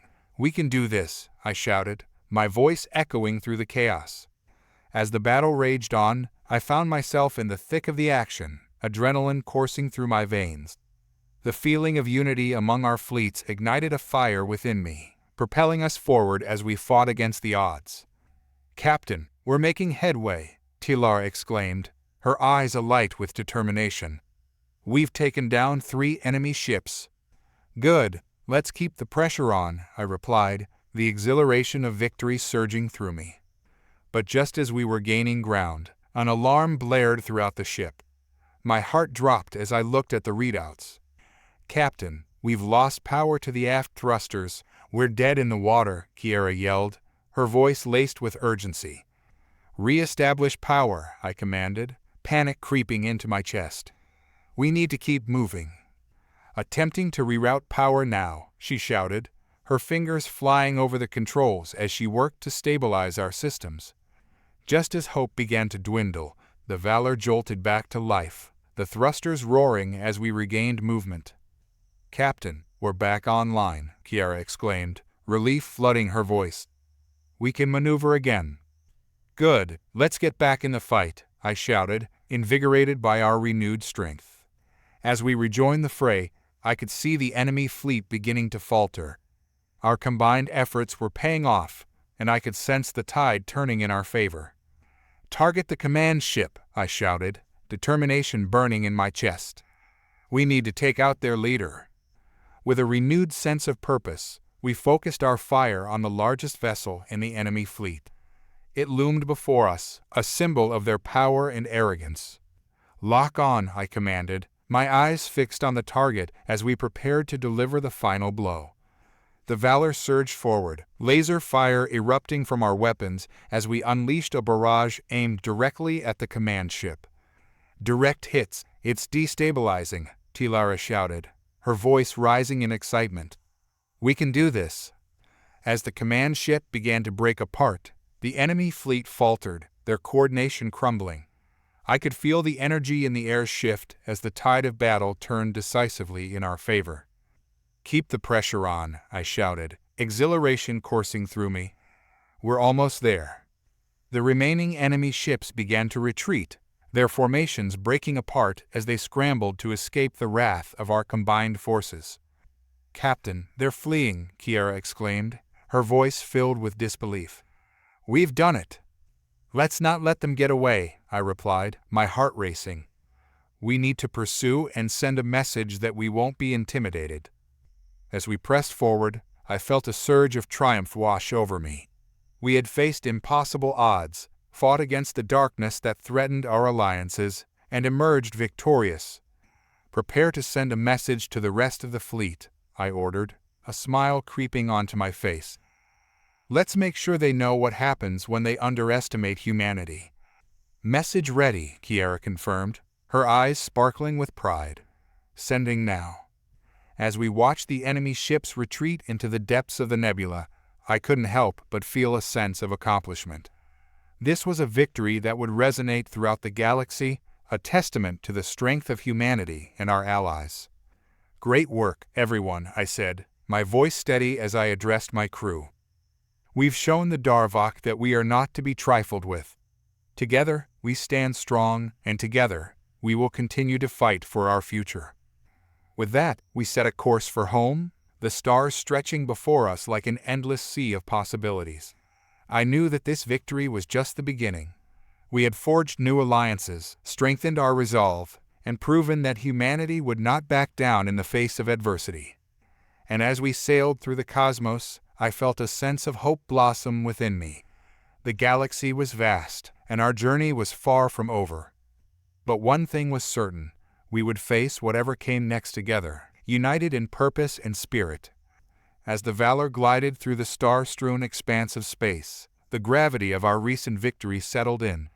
We had pushed back against the Darvok, a foe that once seemed invincible, and I couldn't help but feel a swell of pride for my crew and our allies. But with each passing moment, the reality of what lay ahead crept back into my mind. "Captain," Kiera called, breaking me from my reverie. "We're receiving a transmission from the Korean Command Fleet. They're requesting to meet us for a debrief." "Put them through," I replied, my fingers tapping the command console. The display flickered before me, revealing the stern visage of General Valros, the Korean leader. "Captain Ford," he began, his voice deep and commanding. "Congratulations on your victory. The way you handled the engagement was commendable. But I fear this battle may just be the beginning." "Thank you, General," I responded, maintaining eye contact. "What do you mean?" "The Darvok are not known for their surrender," Valros warned, his expression grave. "Their retreat is likely a strategic withdrawal. They will regroup and come back stronger, especially with the loss of their command ship." I nodded, a chill creeping down my spine. "What do you propose we do next?" "We need to bolster our defenses and prepare for their return," Valros said. "Our fleets will rendezvous to strategize and build a plan to ensure their next attack fails. It is essential that we work together." "Agreed," I replied, glancing at my crew. "We will coordinate with our fleets and strengthen our positions. Humanity will not stand alone in this fight." As the transmission ended, I turned to my crew, who looked just as resolute as I felt. "We've faced danger before, and we've prevailed. But we need to be ready for what comes next. Prepare the ship for a rendezvous with the Korean fleet." Kiera nodded, her fingers already flying over the controls to initiate the necessary commands. "Course set, Captain." We adjusted our heading toward the Korean command ship, a sleek, massive vessel that cut through the stars like a knife. As we approached, I couldn't help but admire the craftsmanship of their technology. The Korean had always been known for their advanced systems, and their flagship was a testament to their ingenuity. Upon docking, we were greeted by a contingent of Korean officers, their rigid postures reflecting the seriousness of our situation. General Valrose led the group, his presence commanding respect. "Welcome aboard the Invictus, Captain Ford," he said, gesturing for me to follow him into the command center. The walls shimmered with holographic displays, and the atmosphere buzzed with a mixture of tension and determination. As we entered, I noticed several key figures from the Chuoren fleet among the Korean officers. They exchanged glances, their expressions serious, as Valrose began outlining our strategy. "The Darvok will undoubtedly seek retribution," Valrose said, pointing to a holographic map that displayed the surrounding star systems. "We need to anticipate their movements and prepare our forces for a coordinated defense."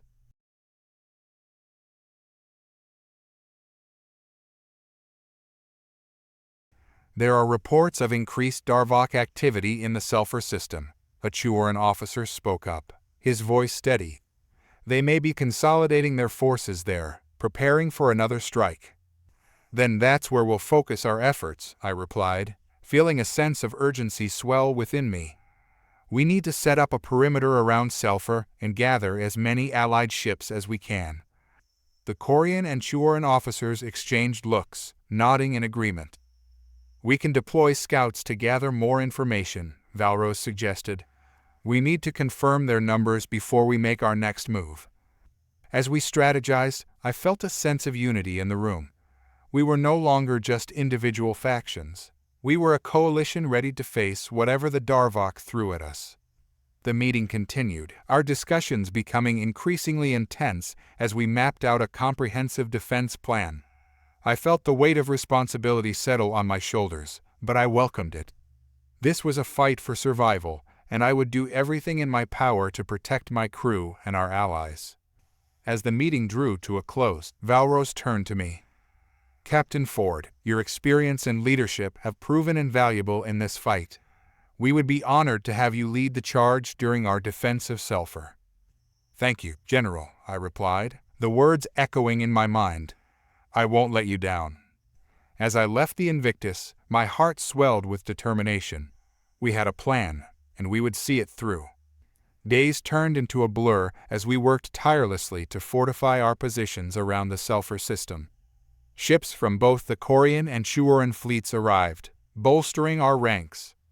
Tensions ran high as we awaited the inevitable Darvok counterattack. The shared anxiety among the crew of the Valor was palpable. We were all aware that our next encounter could be our last. "Captain, the scouts have returned," Kiera reported one afternoon, her expression serious. "They confirmed an armada is heading towards Sulfur. We estimate their numbers to be at least 20 ships." "Damn," I muttered, the gravity of the situation weighing heavily on my shoulders. "We need to tighten our formation and prepare our weapon systems. They'll be here before we know it." The crew moved with a sense of urgency, their determination radiating throughout the ship. As we prepared, I made my way to the command center, where I could see the Korean and Chuoren fleets converging on the screen. "Captain, we're in position," Valrose said as I entered. "We're ready to implement our defense strategy." "Good," I replied, my heart racing. "We'll need to maintain communication with all fleets. Let's ensure everyone is on the same page." With the command given, we settled into a tense silence, our eyes glued to the display. The stars twinkled beyond the viewport, and I couldn't shake the feeling of impending danger. "Captain," Tilara called, her voice cutting through the tension. "We're detecting an energy spike on the edge of the Sulfur system." "Is it the Darvok?" I asked, my heart pounding in anticipation. "Confirmed," she replied, her fingers flying over the controls. "They're entering the system now." As the enemy ships materialized on the display, a sense of dread washed over me. The Darvok fleet was massive, their ships glimmering ominously against the backdrop of space. "Prepare for engagement," I shouted, adrenaline coursing through me. "All ships, report status." The command center erupted into a frenzy of activity as each ship confirmed readiness. I could feel the tension mounting, a storm brewing just beyond our reach. "On my mark," I instructed, my heart pounding as I focused on the display. "Hold your fire until they cross the perimeter." As the enemy ships advanced, I could see the formation shifting, the Darvok moving with a precision that sent chills down my spine. They were preparing for an assault, and we had to hold our ground. "Steady," I urged my crew, my voice steady despite the chaos surrounding us. "Wait for it." The moment the first wave of Darvok ships crossed our perimeter, I felt the command surge through me. "Now, engage." The Valor roared to life as we unleashed a barrage of laser fire into the advancing enemy. The darkness of space erupted in a dazzling display of energy as our weapons struck true. "Direct hits on their lead ships," Kiera shouted, her eyes bright with excitement. "They're returning fire." The Valor rocked as enemy shots slammed against our shields, but I could feel our defenses holding. We were prepared for this, and I was determined to see us through. "Target their weapon systems," I commanded, my heart racing. "We need to neutralize their firepower." As we engaged the enemy, the cacophony of battle filled the air. I could feel the adrenaline surging through me, my focus razor sharp as we pressed the attack. "Captain, the Korean and Shuoran ships are moving to flank," Tilara announced, her voice steady. "They're providing cover fire." "Good," I replied, feeling a sense of camaraderie wash over me. "Let's push them back." The engagement intensified as our combined forces pressed forward, the energy of the battle igniting a fire within me. I could see the determination in my crew's eyes, their resolve unwavering as we fought to reclaim our territory. But just as we began to gain the upper hand, I noticed a shift in the enemy's tactics. "Captain, they're regrouping," Kiera shouted, her voice strained. "They're concentrating their fire on our left flank." "Redirect our shields," I commanded, feeling the weight of responsibility settle on my shoulders. "We can't afford to lose that position." As the enemy unleashed a coordinated volley, our shields flared with energy, holding against the onslaught. The Valor shuddered with each impact, but I could feel our crew rallying together. "Return fire," I shouted, determination burning in my chest. "Let's show them what we're made of." The battle raged on, the chaos swirling around us as we pressed forward. The energy in the air was electric, our combined forces pushing back against the onslaught. "Captain, we've taken down several enemy ships," Tilara announced, excitement in her voice. "We're making progress." "Good. Keep the pressure on," I replied, the thrill of victory surging within me. But as the battle wore on, I could feel exhaustion creeping in. We had fought valiantly, but the Darvok were relentless. "Captain, we need to fall back and regroup," Kiera urged, her voice strained. "We can't sustain this for much longer." "No," I shouted, adrenaline fueling my determination. "We can't give in now. We fight until the end." Just as I was about to give the order for another push, an urgent voice cut through the chaos. "Captain, we've received a transmission from the Korean command ship," Tilara shouted. "They're calling for an immediate ceasefire." I hesitated, uncertainty flooding my mind. "A ceasefire? Why?" "It's a trap," Kiara exclaimed, her voice filled with urgency. "We can't trust them." But as I weighed the options, a glimmer of hope sparked within me. Maybe this was our chance to end the fight and broker a peace. "Put it through," I commanded, my heart racing as the holographic image of General Valros appeared on the display. "Captain Ford," he said, his voice steady, "we must discuss terms for a ceasefire. We cannot afford to lose more lives today." "General, how can we trust the Darvok?" I countered, my voice firm. "They've shown us nothing but aggression." "Trust is a luxury we can't afford right now," Valros replied, his expression serious. "But if we don't act now, we risk total annihilation." I glanced at my crew, their eyes wide with anticipation. This was a pivotal moment, and I could feel the weight of my decision pressing down on me. "Fine," I said finally, my voice steady. But if they betray us, we will not hesitate to retaliate.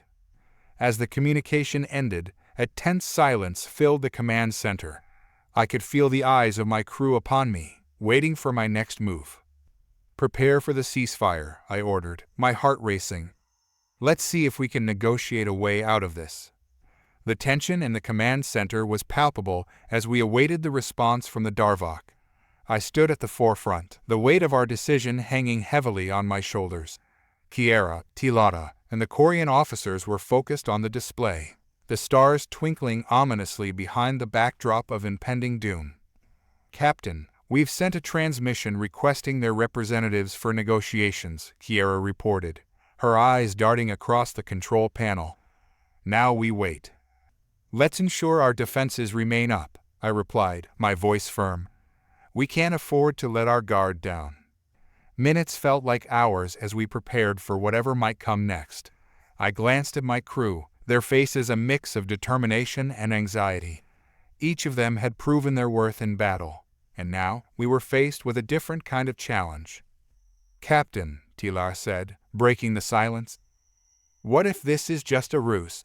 The Darvok have always relied on deception." "I know," I replied, rubbing my temples. "But if we can reach a truce, we might gain valuable intel. There are lives at stake, and we need to consider the bigger picture." Just as I finished speaking, the comms flickered to life. "Captain Ford," a gravelly voice came through, unmistakably Darvok. "We are ready to discuss terms for a ceasefire." "Put them through," I ordered, my heart racing as the holographic display flickered to life, revealing a tall, imposing figure draped in dark armor, their red eyes glowing ominously. "I am Commander Vrax of the Darvok fleet," the alien said, his voice cold and measured. "We propose a temporary cessation of hostilities to discuss terms of peace." "Temporary?" I replied, skepticism creeping into my tone.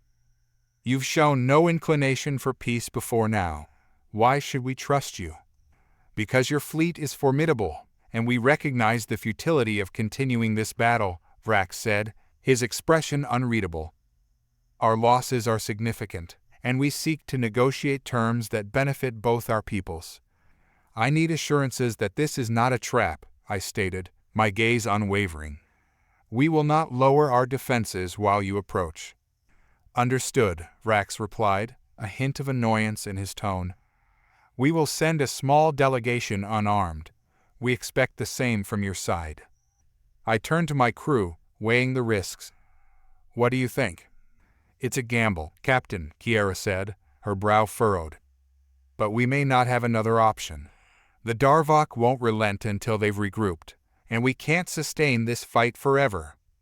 "Very well," I decided, nodding resolutely. "Prepare a shuttle for our delegation, and ensure our weapons are ready if this goes sideways."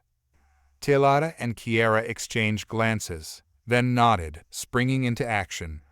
Moments later, we readied a shuttle with a small contingent of my trusted crew and Korean representatives. As we boarded the shuttle, I felt a sense of unease wash over me. "Remember, keep your guard up," I instructed. "We're walking into the lion's den." The journey to the Darvok flagship was tense, the silence heavy with unspoken fears. The looming shadows of their colossal ships surrounded us, a stark reminder of the power they wielded. As we docked, the shuttle bay doors slid open, revealing the dark interior of the Darvok ship.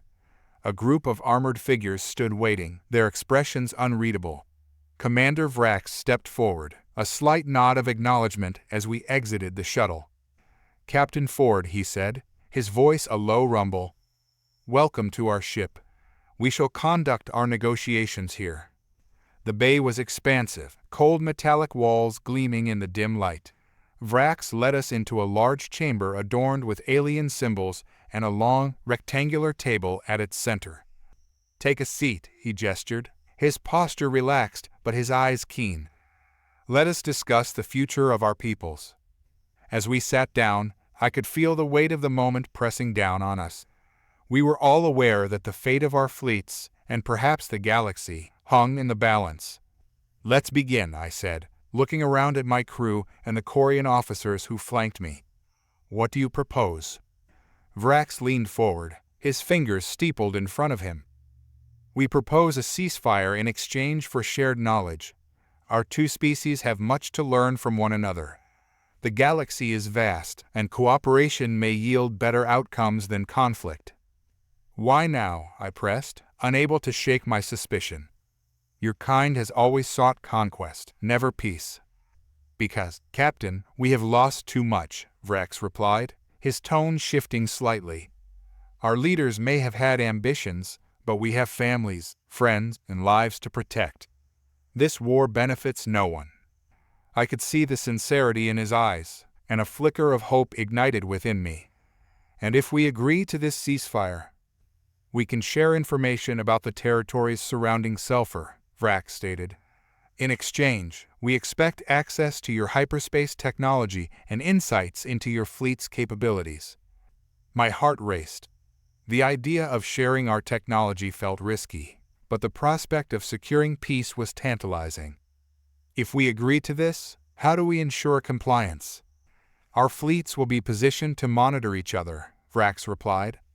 Breach of this agreement would result in immediate consequences, but I believe this partnership could foster a new path for both our peoples. I glanced at my crew, each of them deep in thought. We need time to consider this, I said finally, looking Vrax in the eye. I won't make a decision on behalf of humanity without consulting my people. Fair enough, Vrax conceded, but I urge you to consider the cost of continued conflict.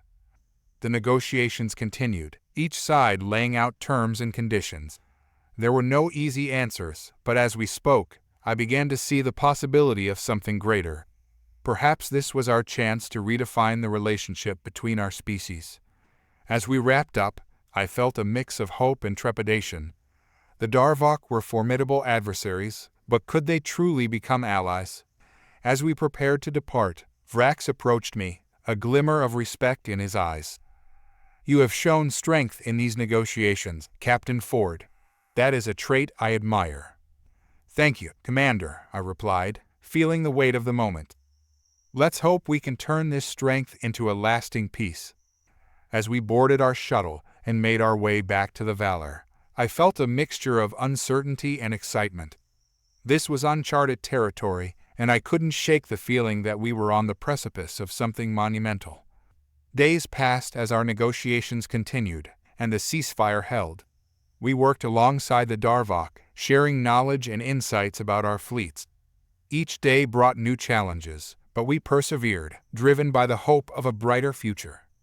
As I stood on the bridge of the Valor, watching the stars glide by, I couldn't help but feel a sense of pride. Humanity had faced adversity and emerged stronger, united with our allies in a common goal. Captain, Kiera called, breaking my thoughts. We've received a message from General Valros. He's requesting an update on our negotiations. Patch it through, I replied, my heart racing as the screen flickered to life, revealing the stern face of the Corian leader. Captain Ford, Valros said, his voice serious. What is the status of our negotiations with the Darvok? We're making progress, I replied, a sense of cautious optimism filling me. They've agreed to a ceasefire in exchange for shared technology and cooperation in future endeavors. Valros nodded, his expression thoughtful. That is a bold move. Are you confident this will hold? I believe it can, I stated firmly, but we need to remain vigilant. The Darvok may have a long history of aggression, and trust will take time. I understand, he replied, but this could be a turning point for our people. If we can establish a lasting alliance, it may alter the course of our histories. Agreed, I said, feeling a sense of responsibility wash over me. We must tread carefully, but I think we can build something significant here. As we ended the transmission, I turned to my crew, a renewed sense of purpose coursing through me. We have the opportunity to change the course of our futures. Let's make the most of it. But just as hope began to blossom, an urgent alarm blared throughout the Valor. Captain, Tilara shouted, her voice cutting through the chaos. We're detecting an incoming fleet, multiple ships. It's the Darvok. I felt my heart drop as I glanced at the readout. What do they want? Unknown, she replied, her fingers flying over the controls. They're powering weapons. Red alert, I commanded, adrenaline surging through me. Prepare for engagement. As the crew scrambled into action, I couldn't shake the feeling of dread settling in my stomach. We had negotiated a ceasefire, but had it all been a lie? Captain, they're broadcasting a message, Kiera shouted. It's a threat. Put it through, I ordered, my voice steady despite the chaos. The screen flickered, revealing Commander Vrax, his expression grim. Captain Ford, he said, his voice low. We have no choice but to engage. Our leaders have deemed this alliance a threat, and they seek to eliminate you. No, I shouted, anger boiling over. We had a deal. Our leaders do not see it that way, Vrax replied, his voice laced with frustration. You must prepare to defend yourselves. The comms cut out, leaving us in stunned silence. The Darvok had betrayed us, and now we were faced with a renewed onslaught. Battle stations, I yelled, my heart racing as I took my seat. Prepare to defend the ship. As the crew rallied, I felt a renewed determination surge within me. We had fought against the odds before, and we would do it again. We wouldn't let our future slip away without a fight. Captain, they're launching attack vessels, Kiera shouted, her eyes wide with urgency. We need to retaliate now. Target their lead ships, I ordered, adrenaline coursing through my veins. Let's show them what humanity is capable of. As the Valor powered up its weapons, I braced myself for the fight ahead. We would not go down easily. Humanity had a history of defiance and resilience, and today would be no different. Fire, I commanded, and the ship erupted with energy as our weapons unleashed a barrage of firepower. The battle erupted in chaos, our ships exchanging fire with the Darvok armada. Explosions lit up the void, light the dark expanse of space as we fought for our survival. Captain, we've taken heavy damage, Tilara shouted, her fingers dancing over the controls. We can't sustain this for long. Hold the line, I shouted back, my resolve unwavering. We fight for our future. Just as the tide seemed to turn against us, a glimmer of hope flickered in the distance. A fleet of ships appeared on our sensors, and I felt a surge of disbelief. Captain, reinforcements have arrived, Kiera exclaimed, her voice filled with astonishment. As the new ships emerged from hyperspace, I recognized them instantly, human vessels, part of our newly formed alliance. Let's show them what we're made of, I roared, my heart swelling with pride. Together, we engaged the Darvok fleet, our combined forces pushing back against the onslaught. The tide of battle began to shift, and I felt a renewed sense of hope. Captain, we've taken down several enemy ships, Tilara announced, excitement in her voice. We're making progress. Good, keep the pressure on, I replied, the thrill of victory surging within me. But as the battle wore on, I could feel exhaustion creeping in. We had fought valiantly, but the Darvok were relentless. Captain, we need to fall back and regroup, Kiera urged, her voice strained. We can't sustain this for much longer. No, I shouted, adrenaline fueling my determination. We can't give in now. We fight until the end. Just as I was about to give the order for another push, an urgent voice cut through the chaos. Captain, we've received a transmission from the Korean command ship, Tilara shouted. They're calling for an immediate ceasefire. I hesitated, uncertainty flooding my mind. A ceasefire? Why? It's a trap, Kiera exclaimed, her voice filled with urgency. We can't trust them. But as I weighed the options, a glimmer of hope sparked within me. Maybe this was our chance to end the fight and broker a peace. Put it through, I commanded, my heart racing as the holographic image of General Valros appeared on the display. Captain Ford, he said, his voice steady. We must discuss terms for a ceasefire. We cannot afford to lose more lives today. General, how can we trust the Darvok? I countered, my voice firm. They've shown us nothing but aggression.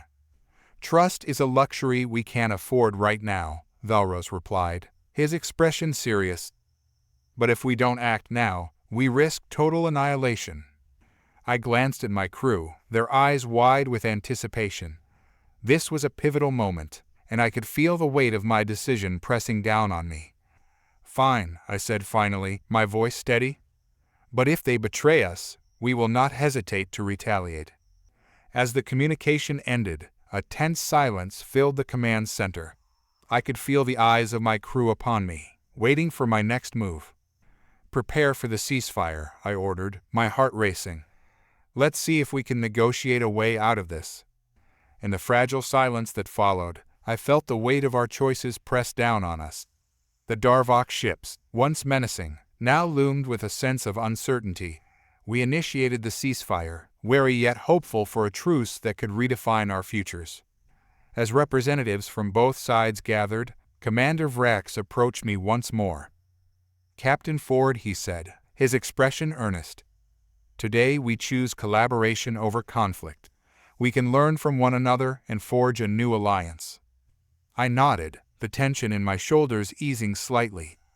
Let's focus on what lies ahead, for both our peoples. The negotiations that followed were fraught but necessary. We reached an agreement that would ensure mutual protection and technology exchange. Our fleets would remain vigilant but united against external threats. As we departed the Darvok flagship, I felt a mix of hope and caution. The future was uncertain, yet for the first time, we stood on the brink of a new era, one built on trust rather than fear. Humanity had fought hard to carve its place in the galaxy, and now we would share that journey with our former foes. Together, we would explore the stars, side by side.